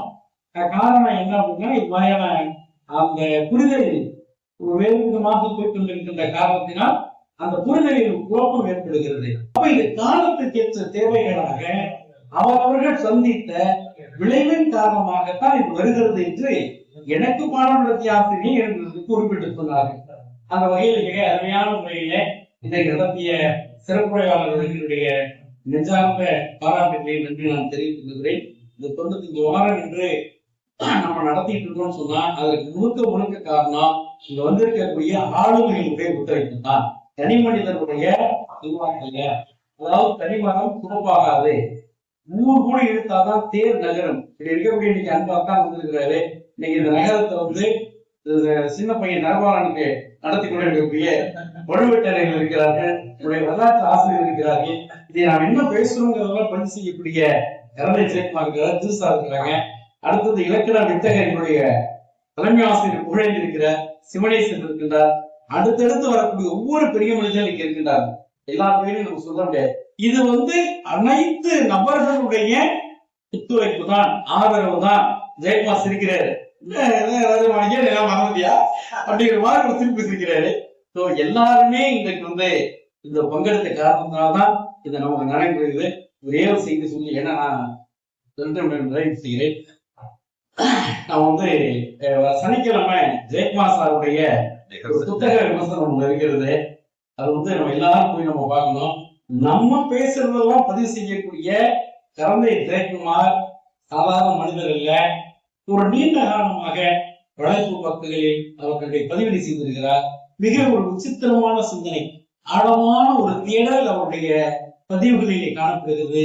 ஆகையினாலே தயவு செய்து வருகின்ற சனிக்கிழமை நம்ம எல்லோரும் இந்த அழகமானவர் வாசகத்துக்கு சார்ந்த எத்தனை பேரும் அவர் பேசி நாம் கேட்க வேண்டும் என்று சொல்லி நான் முதலாக இந்த வாழ்வட்டம் குடும்பத்தில் நான் கலந்து கொள்கிறேன். எனவே ஐயா அவர்களை கேட்டுக்கொள்ளப்படி, நான் நெடுஞ்செழியன் பேரு, என்னோட பேரு. நான் வழக்கறிஞராக பணியார் இங்கே தஞ்சாவூர்லையும் மதுரை டைம்ஸும் 2 பேர். எப்படி இதை இலக்கிய வட்டத்துல இலக்கிய ஆர்வலர்கள் சந்திப்போம் அப்படின்னு போறாங்க. நாங்க இலக்கியத்துக்கு சம்பந்தம் இல்லாதவங்க அப்படின்னு நான் நினைச்சுட்டு தான் இங்க பேச வரேன். ஏன்னா பெரும்பாலான இலக்கியங்கள்லாம் இப்ப என்ன அப்படின்னாலே அந்த இலக்கியத்தினுடைய தன்மை எல்லாமே மாறி போச்சு. இப்போ நம்ம போன்ல கொஞ்ச நேரம் பார்க்கும் போது இந்த போன்ல கதைகள் வருது, இதெல்லாம் கிட்டத்தட்ட இந்த மாதிரி வாசிப்பை வந்து ஒரு ஆழமான வாசிப்பை வந்து இப்ப நமக்கு கிடைக்காம போயிடுச்சுன்னு தான் சொல்லணும். ஏன் அப்படின்னா இப்ப இலக்கியம் அப்படின்னும் போது அந்த இலக்கியவாதி ஒரு படைப்பை படைக்கும் போது, ஒரு கதாபாத்திரத்தை உருவாக்கும் போது, அது ரத்தமும் சதையாலும் ஆன ஒரு கண்முன் இருக்கக்கூடிய உருவம் போல அந்த இலக்கிய கதாபாத்திரங்கள் அமைந்திருந்தன. ஆனால் இன்றைய நிலையில் சும்மா கிளியில் பாட்டுற மாதிரி ஏதோ ஒன்று கொஞ்ச நேரம் பார்க்கணும், நம்ம வந்து பஸ்ல போகும்போது கொஞ்ச நேரம் பார்த்துட்டு போயிடணும், அந்த புத்தகத்தை அப்பவே ஏதாவது ஒரு சஞ்சிகைகளை வந்து அதை படிச்சு அப்படியே தூக்கி போட்டு போற மாதிரி ஒரு சூழ்நிலை தான் இருக்கு. இலக்கிய வாசிப்புங்கிறது படிக்க படிக்க நமக்கு புதுசா ஒவ்வொருத்தருக்கும் படிக்கும் போதும் அதுல புதிய பரிமாணங்களை நம்ம முன்னால கொண்டு வந்து சேர்க்கக்கூடிய இருப்பதுதான் உண்மையான இலக்கியம். அந்த வகையில நம்ம இந்த இலக்கிய வட்டத்துல இவ்வளவு பேர் கலந்துட்டு இருக்கிறது எனக்கு ரொம்ப ஆச்சரியமா இருக்கு. அதுக்கு முதல்ல எல்லாருக்கும் உங்க ஆர்வத்தை வந்து பாராட்டுறேன், நன்றி. வந்து கலந்துக்கிட்டதுக்கு நன்றி சொல்றோம். அடுத்தது இப்ப நாங்க ஒரு புத்தக வெளியீட்டு விழா நடத்தினோம். நீதியரசர் வந்து நீதியரசர் ராமசுப்ரமணியம் வந்து புத்தக வெளியீட்டு விழா வந்தாரு. சார் ஜெயக்குமார் தெரியும்னு நினைக்கிறேன். ஆமா, வந்திருந்தாரு அவர் அந்த மீட்டிங்கு. ஒரு நீதியரசர் வந்து புத்தகத்தை வெளியீட்டு விழா நடத்துறோம். கிட்டத்தட்ட ஒரு 150-200 பேர் வந்திருந்தாங்க. அவ்வளவுதான் வந்திருந்தாங்க. ஏன்னா பொதுவா இலக்கிய அமைப்புகள் வந்து நிறைய இருக்கலாமே தவிர, பட் அந்த இலக்கியத்தை அங்க என்ன நடக்குதுங்கிறத பேசுறதுக்கோ அதை வந்து புரிஞ்சுக்கிறதுக்கோ அதை வந்து அதுல கலந்துக்கிறதுக்கோ ஆர்வம் நிறைய பேருக்கு இருக்கிறது இல்லை. ஏன்னா அதுக்கு வந்து ஒரு வகையில பார்க்க போனா இப்ப நம்ம அவசர கதியில நம்ம வாழ்க்கை நடத்துற வாழ்க்கை ஒரு காரணமா இருக்கலாம். அது இருந்தாலும் கூட ஒரு மனிதன் முழுமையான மனிதனாக உருவாவதற்கு, தொடர்ந்து செயல்படுவதற்கு இது போன்ற இலக்கியங்கள் இன்றியமையாதது. ஏனென்றால் கேரக்டரைசேஷன் சொல்றாங்கல்ல, ஒரு கேரக்டர் பழைய இலக்கியங்களையோ இல்ல இதிகாசமோ புராணமோ நம்ம வந்து தனிப்பட்ட முறையில இதை எடுக்க போறது இல்லை. என்ன அப்படின்னா இது இந்த மத கருத்துக்கள் இருக்கா, அந்த கருத்துக்கள் இருக்கா, அதை பத்தி எல்லாம் நம்ம பார்க்கவே வேண்டியதில்லை. ஆனா அந்த உள்ளடக்கம் எப்படி இருக்கு, அதோட அந்த கதாபாத்திரத்தோட அமைப்பு எப்படி இருக்கு, கடைசி வரைக்கும் ஒரே மாதிரி அந்த கதாபாத்திரங்கள் செயல்படுது. ஜெயகாந்தன் சொல்லுவாரு, அக்னி பரீட்சைன்னு ஒரு கதையில நினைக்கிறேன், அதுக்கு ஒரு முன்னுரையில சொல்லுவாரு, அக்னி பிரவேசம். அதுல சொல்லுவாரு, அந்த பெண்ணு வந்து அவசரத்துல ஒரு கார்ல போகும்போது ஒரு மழை பெய்யும் இரவுல அழைச்சிட்டு போய் அந்த பெண்ணு கெடுத்துருவாங்க. அப்ப வரும்போது அவங்க அம்மா உள்ள வந்தோடனே ஒரு சிறுகதையா வந்து அப்புறம் அது திரைப்படமாவும் வந்தது. அப்ப வந்து என்ன பண்ணுவாங்கன்னா, அந்த பெண் வந்து உள்ள வந்தோடனே தாய் பார்த்தோன்னே தெரிஞ்சு, ஒரு பொண்ணை பார்த்தோன்னே என்ன நடந்திருக்குன்னு தெரியல, அதை பார்த்த உடனே தெரிஞ்சுக்கிட்டு உடனே என்ன சொல்லுவா, ஒரு தலையில தண்ணி ஊத்தி ஒரு குடம் தண்ணி ஊத்தி போகலன்னு சொல்லுவா. இதோட அந்த கதை முடியும், அந்த சிறுகதைன்றதுனால. ஆனா அதுக்கு என்ன பண்ணாங்கன்னாப்ப, இந்த வந்து எப்படி கெட்டு போன பொண்ணை ஊருக்குள்ள சேர்க்கலாம், வீட்டுக்குள்ள சேர்க்கலாம் அப்படிங்கறத பத்தி மிகப்பெரிய வாத பிரதிவாதங்கள்லாம் நடந்தது. அதுக்கு மாற்றா ஒரு கதையெல்லாம் எழுதுறாங்க. இது வந்து இப்படி பண்ணக்கூடாது, அந்த பொண்ணை கொளுத்தி விடணும் அப்படின்னு அவர் ஒரு அழகான அடுத்த முன்னுரையில சொன்னாரு, இவங்க யாரோ பெத்த பொண்ணுதானே, இதை கொளுத்தி விடுறாங்க. இப்போ இந்த தாய்க்கும் அந்த மாதிரி இவளை என்ன பண்றதுன்னு தோணுது. ஆனா கொளுத்தி விட்டதுனால இவ பட்ட கரை போயிடுமா அப்படிங்கிற ஒரு சிந்தனை அவளுக்கு வந்தது. அதுக்கு பிறகுதான் தண்ணி எடுத்து ஊத்தி நீ உள்ள போன்னு சொல்லிட்டாங்க. ஒரு சின்ன ரொம்ப நேரம் நீண்ட நேரம் நம்ம பேசும்போது இதுல நிறைய நம்ம பேசணும் நிறைய, அதனால நான் இதோட முடிச்சுக்கிறேன். அது வந்து அப்படியே சொல்லி உள்ள போய் சொல்லிட்டா. அப்போ இந்த இலக்கியத்தினுடைய கதை மாந்தர்கள் எங்கேருந்து கிடைக்கிறாங்கன்னா, வெறும் படிச்சவங்க மேல்மட்டத்தில் இருக்கவங்க மட்டும் இல்லை, ஒரு கல்வி, பொருளாதார சூழ்நிலை, சமுதாய சூழ்நிலை, இது எல்லாம் மீறி ஒவ்வொருத்தருடையும் ஒரு கதை இருக்கு. ஒவ்வொரு கதாபாத்திரமும் ஒரு முழுமையான கதாபாத்திரமா, முழுமை பெற்ற கதாபாத்திரமா ஒவ்வொருத்தரும் இருக்காங்க. அதனால எல்லா கதை மாந்தர்களும் அது மாதிரிதான் நம்ம கதையில பழைய இலக்கியங்கள் உருவாக்கப்பட்டிருந்தது. இப்ப இலக்கிய ஆர்வலர்கள் சந்தித்து சொல்றதுனால நான் இதை பத்தி கொஞ்சம் விரிவா பேசிட்டேன். இலக்கியம் வந்து உண்மையான அதனோட நிறைவிழந்து, அதனோட தகுதி இழந்து, இப்ப வந்து ஒரு அதான் சொல்றேன், முன்ன சொல்ல பாரு, ஒரு கிளியிலுப்பு ஆட்டுற மாதிரி, சின்ன குழந்தைய கிளியிலுப்பு ஆட்டுற மாதிரி ஒரு அந்த நேரத்து உணர்ச்சிகளை தூண்டக்கூடியதா மட்டும் இருக்குது. இந்த இலக்கிய ஆர்வலர்கள் சொல்ற எல்லாரும், நீங்க எல்லாரும் ஒரு நல்ல இலக்கியம் வளர்றதுக்கும் பாடுபடணும்.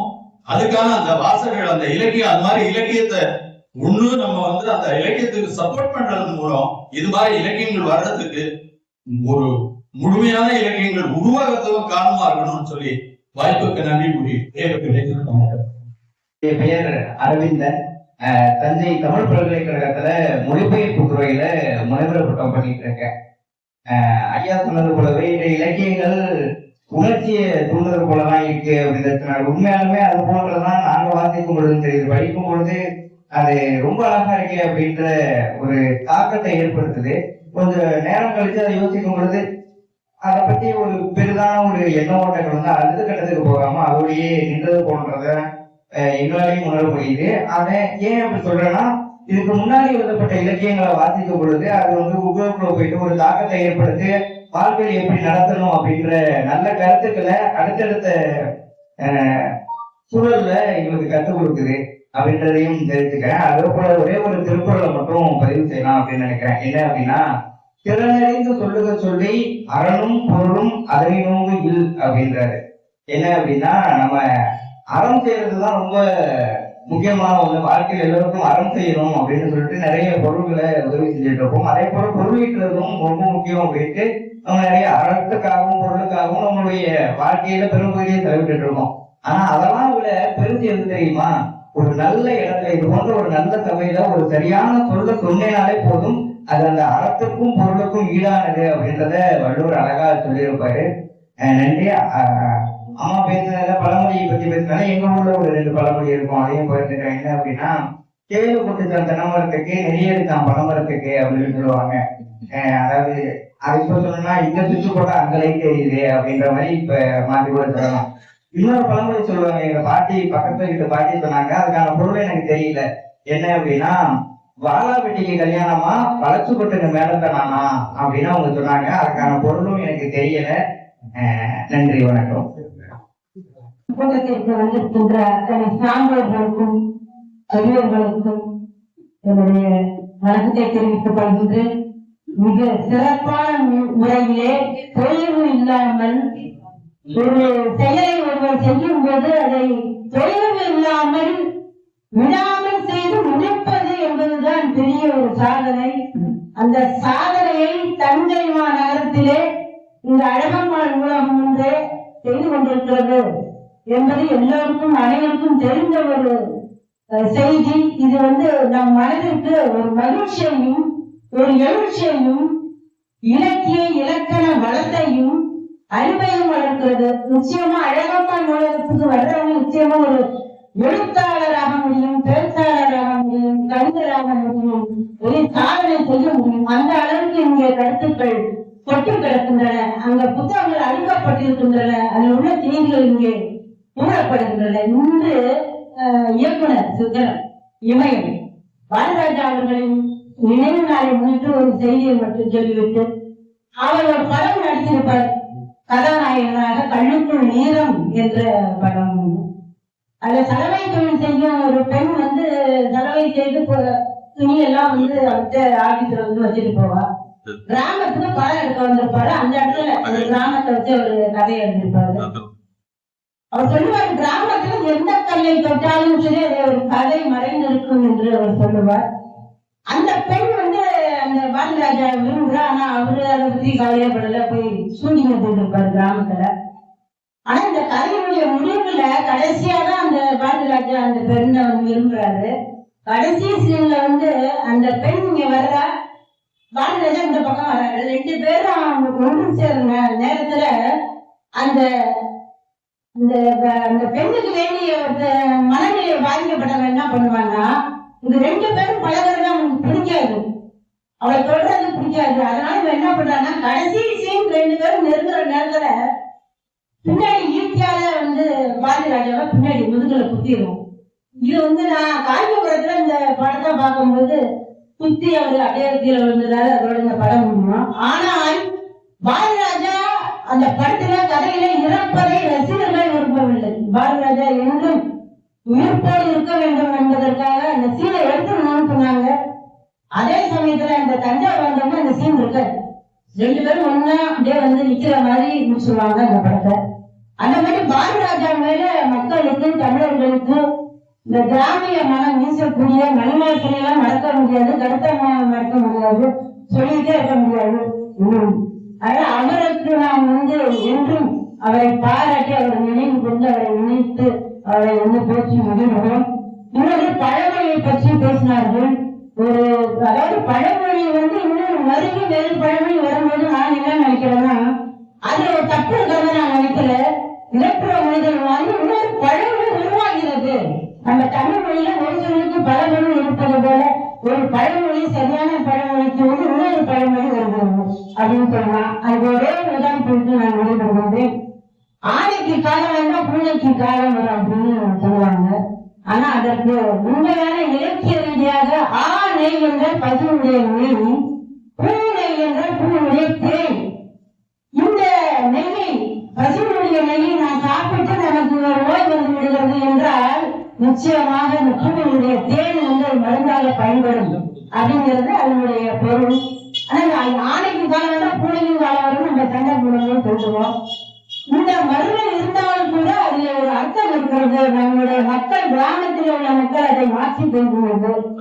அந்த தமிழானது அங்கே கிராமத்து மக்களிடையே ஒரு இலக்கியம் வளர்கிறது, இலக்கணம் வளர்கிறது, நாட்டுப்புற பாடல்கள்லாம் அப்படி தோன்றியதுதான் என்று சொல்லி இந்த அருமையான வாய்ப்பை தந்த விடாமுயற்சியாளர்னு சொல்லலாம். அவருக்கு ஒரு விருதே கொடுக்கலாம்.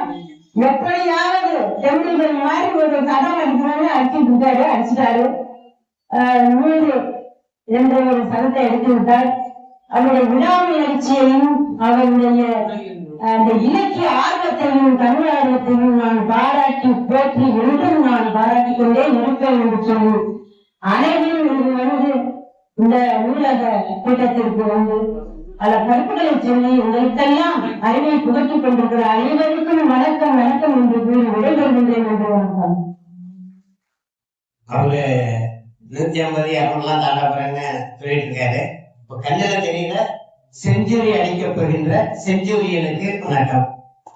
மற்ற அவையில் இருக்கின்ற அத்தனை சான்றோர் பெருமக்களுக்கும் வணக்கம். அம்மா சொன்னாங்க பழமொழி இருந்து மாணவர்கள்லாம் வச்சிருக்கனால இது பழமொழிகளுக்கெல்லாம் மிகப்பெரிய பின்னணி இருக்கு. எல்லா இடத்துலயும் நம்ம பொதுவான பழமொழி மாதிரிதான் தெரியும். பொது இடத்துல சொல்லும் போது உயர உயர பிறந்தாலும் ஊர்க்குருவி பருந்தாகாது அப்படின்னு சொல்லிடுறோம்.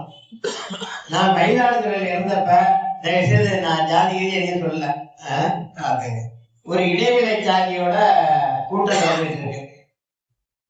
அவங்க சொல்றாங்க உயர உயர பறந்தாலும் ஊர்க்குருவி பருந்தாகாதுன்னு. அது மிகப்பெரிய கொதிப்பை அந்த பகுதியில் உருவாச்சு. அதே மாதிரி கழுதைக்கு தெரியுமா கற்பூர வாசனை? இதெல்லாம் ஒரு அடிமட்ட ஜாதியை எதிர்த்து சொன்னதாக நினைத்து கொண்டு இப்ப அது மாதிரி ஆகுது. இப்ப ஜாதிய சங்கம் நிறைய வந்துட்டதுனால ஒரு மேல் ஜாதியக்காரர்கள் இதெல்லாம் சொல்லும் போது அவங்க கொந்தளிக்கிறாங்க. அந்த இது சொன்னப்ப ஒருத்தர் வெகுண்டு கவிதையே எழுதினாரு. கழுதைக்கு ஏன் எதற்கு தெரிய வேண்டும் கற்பூர வாசனை? கழுதையோட தொழில் வேற. கழுதைக்கு ஏன் எதற்கு தெரிய வேண்டும் கற்பூர வாசனைன்னு. இந்த மாதிரி நிறைய பழமொழிகளை பற்றி பார்த்தீங்கன்னா மிகப்பெரிய விஷயங்கள்லாம் இருக்கு. அது மாதிரி பழமொழிகள்லாம் மாறி இருக்குதான் சொன்னாங்க. 1000 பேரை கொன்றவன் அரை வைத்தியன், 1000 பேரை கொண்டவன் அரை வைத்தியன் எல்லாம் சொல்றதா சொல்லுவாங்க. நண்பர்களே, அதோட தொடர்ச்சி இன்றைக்கு வேறொரு இலக்கிய வடிவமாக வந்துட்டு இருக்கு. ஹைக்கு, அத பழமொழிங்கிறது ஒரு வரி 2 வரியில சொல்றது. அது நம்முடைய ஆன்றோர்களின் அறிவு சாரம், அனுபவ பிழிவு இல்லையா? அவன் வேட்டியில நெஞ்ச நூலை விட தச்ச நூலு தான் அதிகம்ங்கிறது ஒரு பழமொழி. அது எவ்வளவு பெரிய ஏழ்மையை சொல்வது. நெய்த நூலை விட தைத்த நூல் அதிகம் அப்படிங்கிறது. மழை பெஞ்சே நிறையாத தேனி பனி பெஞ்சா நிறைய போகுது அப்படிங்கிற ஒரு ஆற்றாமை. ஜென்சி தலைமுறைக்கு ஏற்ற வடிவமாக, ரியூ தலைமுறைக்கு, இன்ஸ்டா தலைமுறைக்கு ஏற்ற வடிவமாக இந்த ஹைக்கு வந்திருக்கு. ஹைக்கு ஆரம்பத்துல நகைச்சுவைக்காக தான் வந்துச்சு. எல்லாருக்குமே தெரியும். ரேஷன் கடைக்காரருக்கு குழந்தை பிறந்தது எடை குறைவாய். இப்ப ஜூன் மாசம் எல்லோருமே குழந்தைகளை கல்வி நிறுவனத்தை எவ்வளவு அல்லாடுறாங்கன்னு தெரியும். ஆணாதிக்கம்ங்கிற மாதிரி ஜூன் ஆதிக்கம் போட்டு ஒருத்தர் ஹைக்கு வச்சிருந்தாரு. கொள்ளை, வீடுகளை கூட்டும் போதும் பள்ளிகளை திறக்கும் போதும். அப்புறம் இன்னொரு மாட்டு பண்ணை வைத்த இடத்தில் மெட்ரிக் பள்ளி இங்கும் கறக்கிறார்கள். மாட்டுப்பண்ணை இருந்த இடத்தில் மெட்ரிக் பள்ளி இங்கும் கறக்கிறார்கள். கார் சிலம்பை கண்ணகி கார் சிலம்பை கலற்றினார், நமக்கு சிலப்பதிகாரம் கிடைத்தது. என் மனைவி கை வளையலை கலற்றினார், என் மகனுக்கு LKG சீட் கிடைத்தது.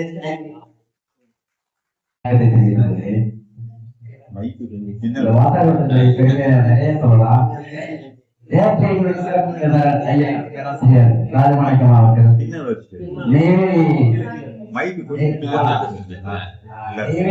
நலச்சங்கத்தினுடைய மாதந்தோறும் நடக்கிற மாதக்கூட்டத்திற்கு சிறப்பு அழைப்பாளராக ஐயா பேராசிரியர் அவர்கள் நேற்று மிக அருமையாக பேசி விழாவை சிறப்பித்தார்கள். இது தொடர்ந்து இது மாதிரி ஒரு ஆளுமைகளை எங்களுக்கு அனுப்பும் என்று எங்கள் நண்பர்கள் நேற்று அவரிடமே கேட்டுக்கொண்டார்கள். அதற்கு மிக நன்றியை தெரிவித்துக் கொள்கிறேன். அடுத்தபடியாக அம்மா வந்து ரொம்ப சிறப்பான பழமொழி எப்படி மாறி இருக்கு அப்படிங்கறத சொன்னாங்க. சிலதை வந்து கொஞ்சம் அப்படியே மேம்பாட்டா சொல்லிட்டு போயிட்டாங்க. நிறைய பழமொழிகள் வந்து சமூகங்கள், ஒரு சமூகம் இன்னொரு சமூகங்களை இழிவுபடுத்தி சொல்வதற்காக நிறைய பழமொழிகள் தான் இருக்குது. வழக்கத்துல அப்படிதான் இருக்கு. ஒவ்வொரு சமூகமும் நம்ம மேல நினைச்சுக்கிட்டு அப்படிங்கிற இதை வந்து நிறைய பழமொழிகள் மாற்று சமூகங்கள் உபயோகிக்கிற பழமொழி கேட்டோம்னாக்க அது ஒரு சுற்றுலா வளர்ந்து போயிடும். அதுதான் யதார்த்தம்.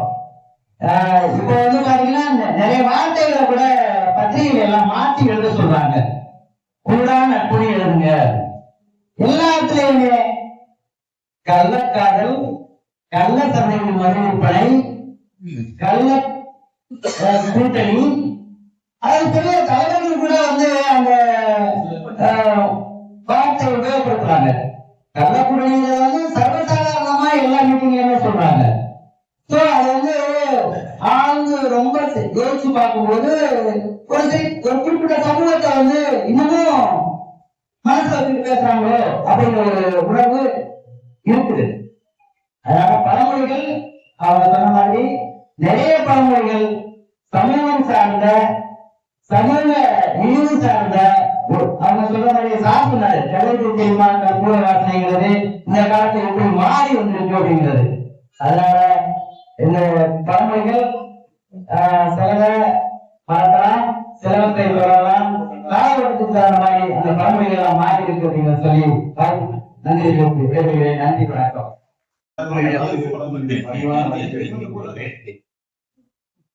கட்டுரை படிப்போம் தெளிவிலாவான் என்று ஒரு பழமொழி. நிறைய நூல்களை படிக்கிறது ரொம்ப நாட்டுக்கு அறிவிருக்கிறாங்க. நம்ம பட்டாளத்துக்கு எப்பவும்ல ஆண்டு விழா, 3வது ஆண்டு விழா பொள்ளாச்சியில் நடக்குது. அதுல கவிஞர் எம்ஆர் ஜெயந்தி அவர்கள் கவிஞர் அவங்கெல்லாம் இயக்குநராக இருக்கிறாங்க.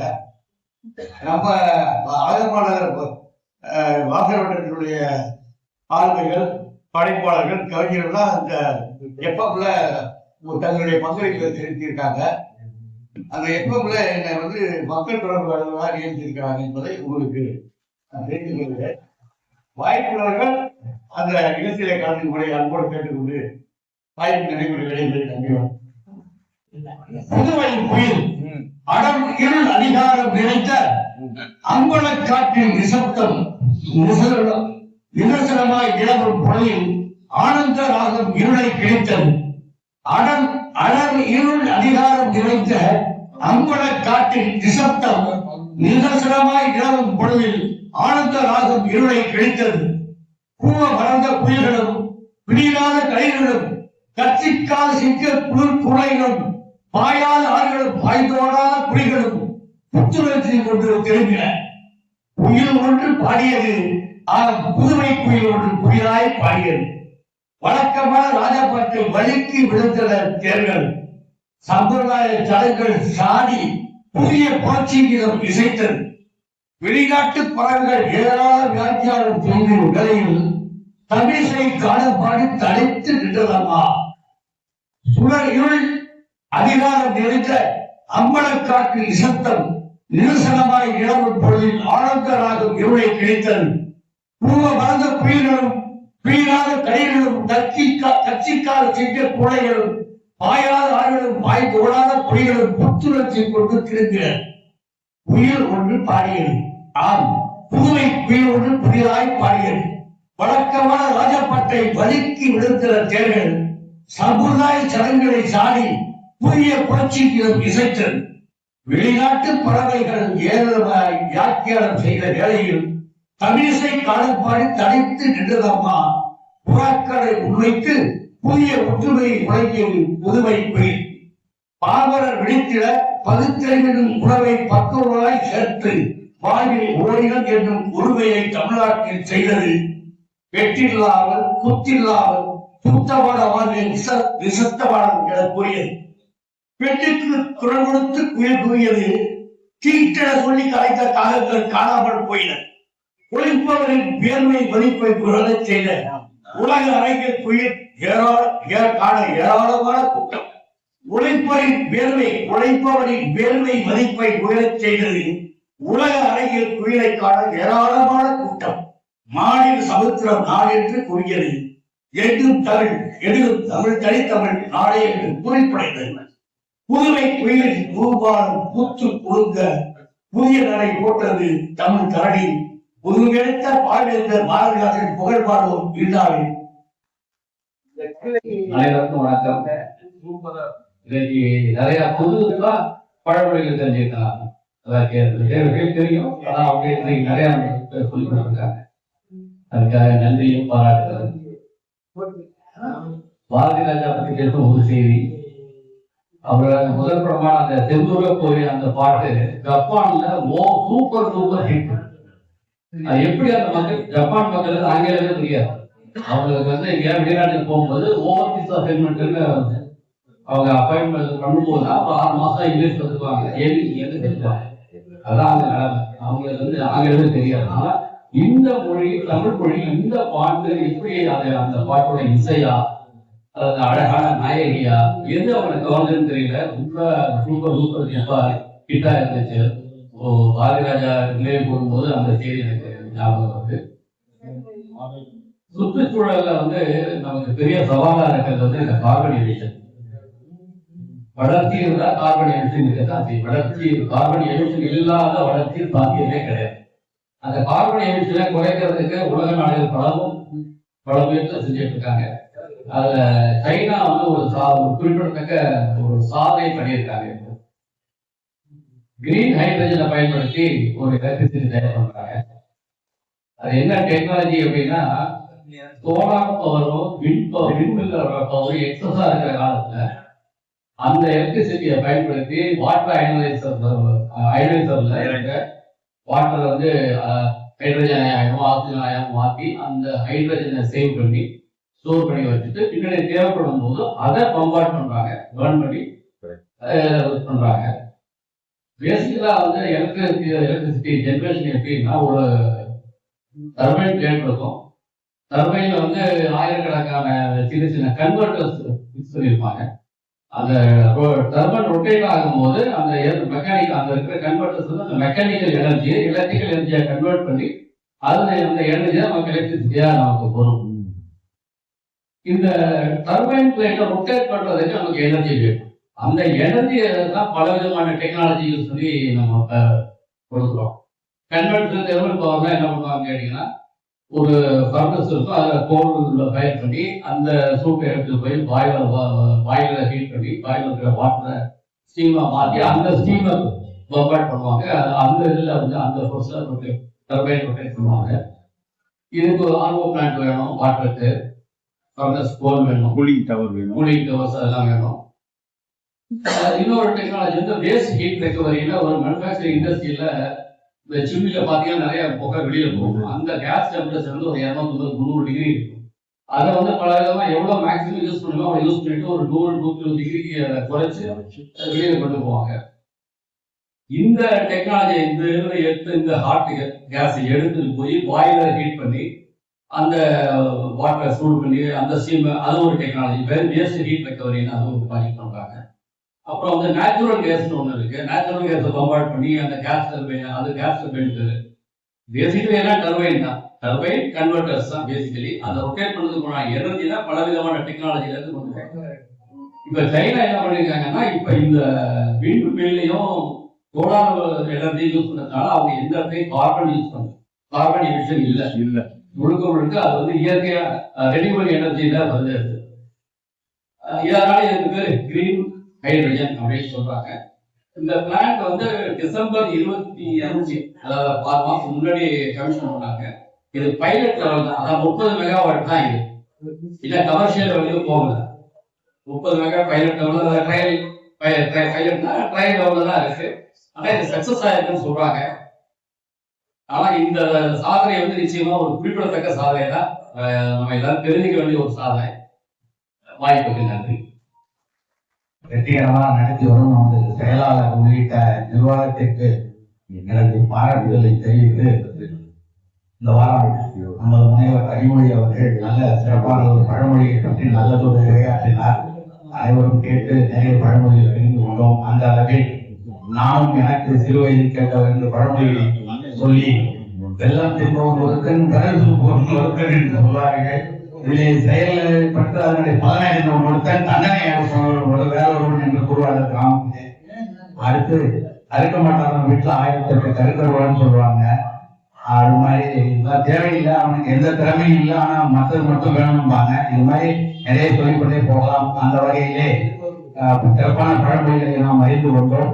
மேலும் இன்று நமது பாசத்திற்குரிய நம் நினைவில் வாழும் பாரதி ராஜா இயக்குனர் இமயம் அவர்கள் மறைவை ஒட்டி நாம் நல்ல ஒரு முன்னுதாரணமாக அவருக்கு நமது அஞ்சலியை செலுத்தினோம். அந்த வகையிலே நானும் எனது அளவிலே எனது அஞ்சலியை செலுத்தி வாய்ப்புக்கு நன்றி பாராட்டி நேரத்தில் நன்றி. இன்றைய பழமொழிகள் சிதை உருவாக்கம் என்ற தலைப்பிலே முனைவர் கனிமொழி அம்மா அவர்கள் பேசியது ரொம்ப அருமையாக இருந்தது. அவருக்கு என்னுடைய பாராட்டுக்கள். எனக்கு தெரிந்த, நான் திருமணம் ஆன பிறகு எனக்கு தெரிந்த ஒரு 2 பழமொழிகள் மட்டும் சொல்றேன். என்னுடைய மாமியார் அடிக்கடி உப்பு வச்சுட்டு தேடுவாங்க. என்னமா தேடுறீங்க? இடைய ஆட்டை படியில வச்சுட்டு தேடுற மாதிரி நான் தேடிட்டு இருக்கேன் அப்படிமா.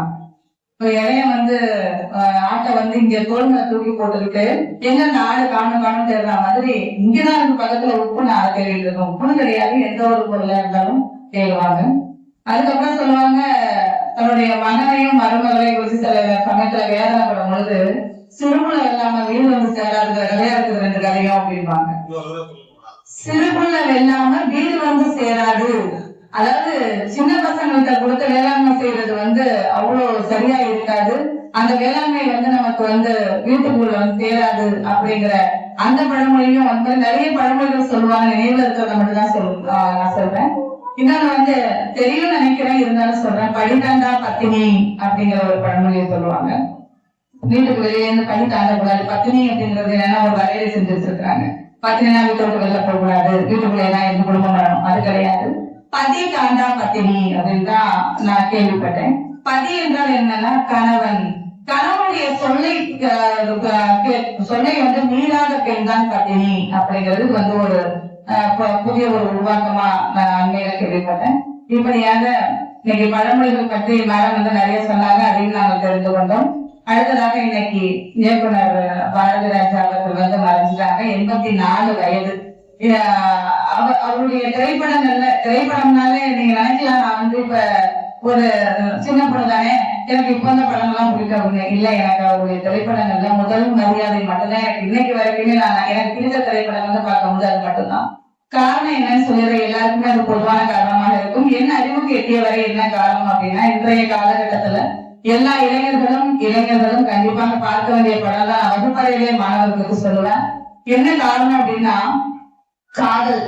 அந்த காதலை எவ்வளவு கௌரவமாக அவர் காட்டியிருப்பாரு அந்த திரைப்படத்துல அப்படிங்கறதான். காதல் தொடுதலே இருக்காது, காதலுக்கு வயது வித்தியாசமா இருக்காது அப்படிங்கறத அவர் அந்த திரைப்படத்துல காட்டியிருப்பாரு. ரொம்ப ஒரு உணர்வு பூர்வமான ஒரு படம் அது. அவர் அவர் வந்து காட்டியிருக்கக்கூடிய அந்த நான் பார்க்காத கிராமங்களின் அழகை வந்து அவருடைய சினிமாக்களில் செதுக்கி வைத்திருக்கக்கூடிய அந்த பாரதி ராஜாவினுடைய உடல்தான் என்று அழிந்தது.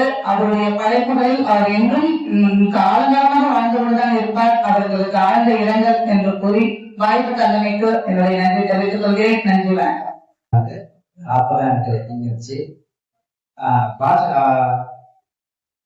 ஜப்பானியருக்கு ரஜினி ரசிகர்கள் ஜாஸ்தி இருக்காங்க, ஒரு கிரேஸே இருக்காங்க. என்ன காரணம்னா, பாட்ஷா படத்துல ஆட்டோ ஓட்டுறப்ப பின்னாடி நட்பா வருவாங்க, அப்ப பேசுவாங்க, நம்ம இந்தியர்களுக்கு பேசாட்டி செத்துருவான், ஜப்பான்காரன் வேலை செய்யாட்டி செத்துருவான் அப்படின்னு பேசியாப்ப நீங்க நல்லா பேசுறீங்களே பார்ப்பேன், நான் இந்தியன் ஆச்சே அப்படின்னு. இது வந்து நம்ம தமிழ்நாட்டில் எத்தனை பேர் வாட்ச் பண்றோமோ, தமிழ்நாடு எங்க இருக்கு, ஜப்பான் எங்க இருக்கு, அங்க ரீச் ஆயிருக்கு.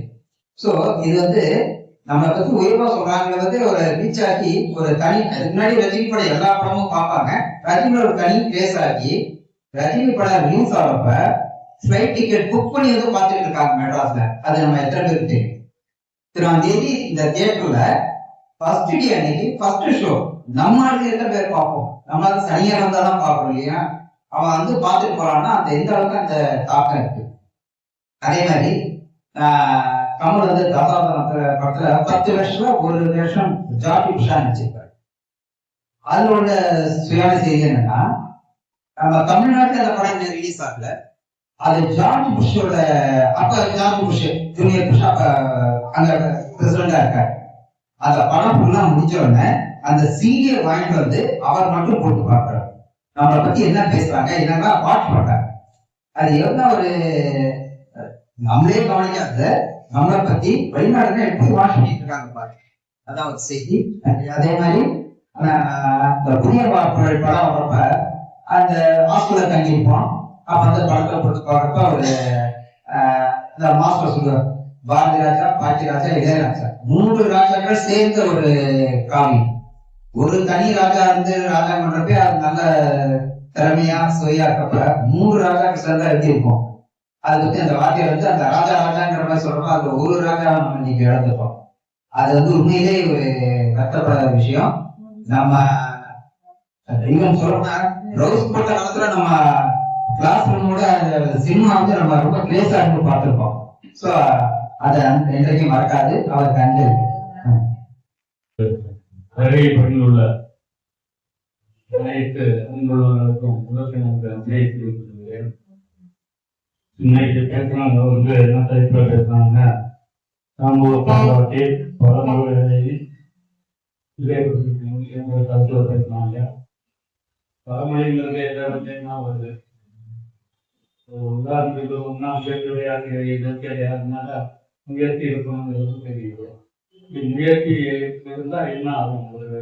நான் வந்து எனக்கு தெரிஞ்சிக்காது இல்லை, இதை வந்து என்னுடைய புத்தகத்துல நான் எழுதியிருக்கேன். இயற்கையுடையால் இயற்கையால் குழம்பத்தை பற்றி எழுதுது. குழம்பத்து வந்து அதாவது இந்த உலகம் கொண்டு இதை கண்டிப்பாக போறப்ப அவரு சுத்திட்டே வர்றாரு. ஆனா ஒன்றும் தெரியல. அப்பொழுது வந்து அவங்க கூட வந்தவங்கலாம் இல்லை நம்ம திருப்பி கொடுறோம் முடியாது. அதாக வந்து அவரு மொழியில நம்ம அது அவங்ககிட்ட ஒத்துட்டு ஒரு 3 days டைம் கொடுவேன். இந்த 3 days முடிஞ்சதுன்னா நம்ம திருப்பி போடலாம் அப்படின்னு சொல்றாரு. அவரு நிறைய 3 days அமெரிக்காவை கண்டுபிடித்தார் என்று சரித்திரத்தில் உள்ளது. இப்படிப்பட்ட நிலையிலே இங்கே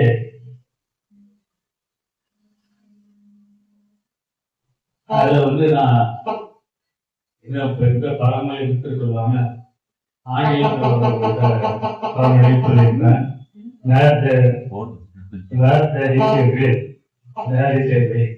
எங்க வரி இருக்கோ அங்கே நிலம் தெரியும் அப்படிங்கிறாங்க. அதை வந்து திருமை அதை திருக்குறள்லையும் சொல்லுவாங்க. இந்த இதனுடைய திருக்குறளுடைய ஆண்மையும் அதை சொல்லியிருக்காங்க. என்ன சொன்னோம்னா, அருமை உடையவர் அருமை உடையவர்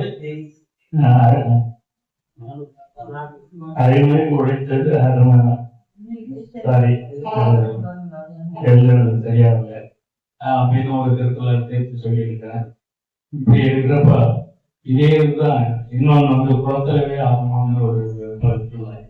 அதே நான் குளத்தலவே ஆகணும் அப்படின்னு சொன்னா, இப்போ ஒரு ஏரி இருக்குது. ஏரி இருக்குதுன்னா அந்த ஒரு குளம் இருக்குது. அந்த குளத்துல போய் 2 பாம்பு தண்ணி குடிக்குது, பசுவும் தண்ணி குடிக்குது. ஒரே குளத்துல அதனால 2மே நன்றாக இருக்கும் அப்படின்னு நம்ம நினைக்க முடியாது. பசு வந்து பாலை கொடுக்கும், பாம்பு வந்து விஷத்தை கொடுக்கும். அதனால குளத்தலவே ஆகணும் அதுக்கு அதனுடைய குளம் அதுதான் செய்யும். ஆகவே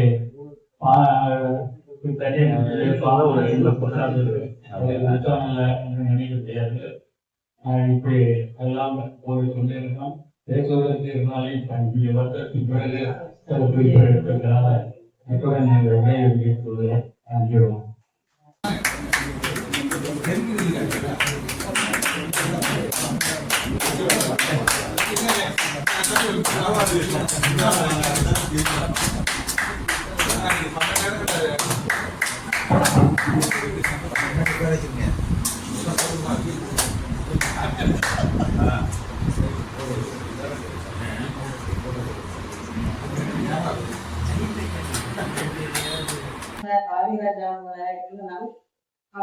அவர் எழுதிய ஒரு கவிதை, வட்ட நிலவு வானத்தில் வர உண்டே உன் நெற்றி கொட்டு என் நெஞ்சில் நித்திரை கொண்டதை அவருக்காக ஒரு கவிதை எழுதியிருக்காங்க. கேமராவுக்குள் கிராமத்தை கூட்டி எங்களை வேர்க்கண் என்னைக்கே காட்டிய இணையமே, நீ தூங்கி போனதால் இந்த நீ நேசித்த தமிழ் மண்ணும் கொஞ்சம் வாசனை இழந்து தவிக்கிறது அப்படின்னு பாரதிராஜாக்கா கவிதை.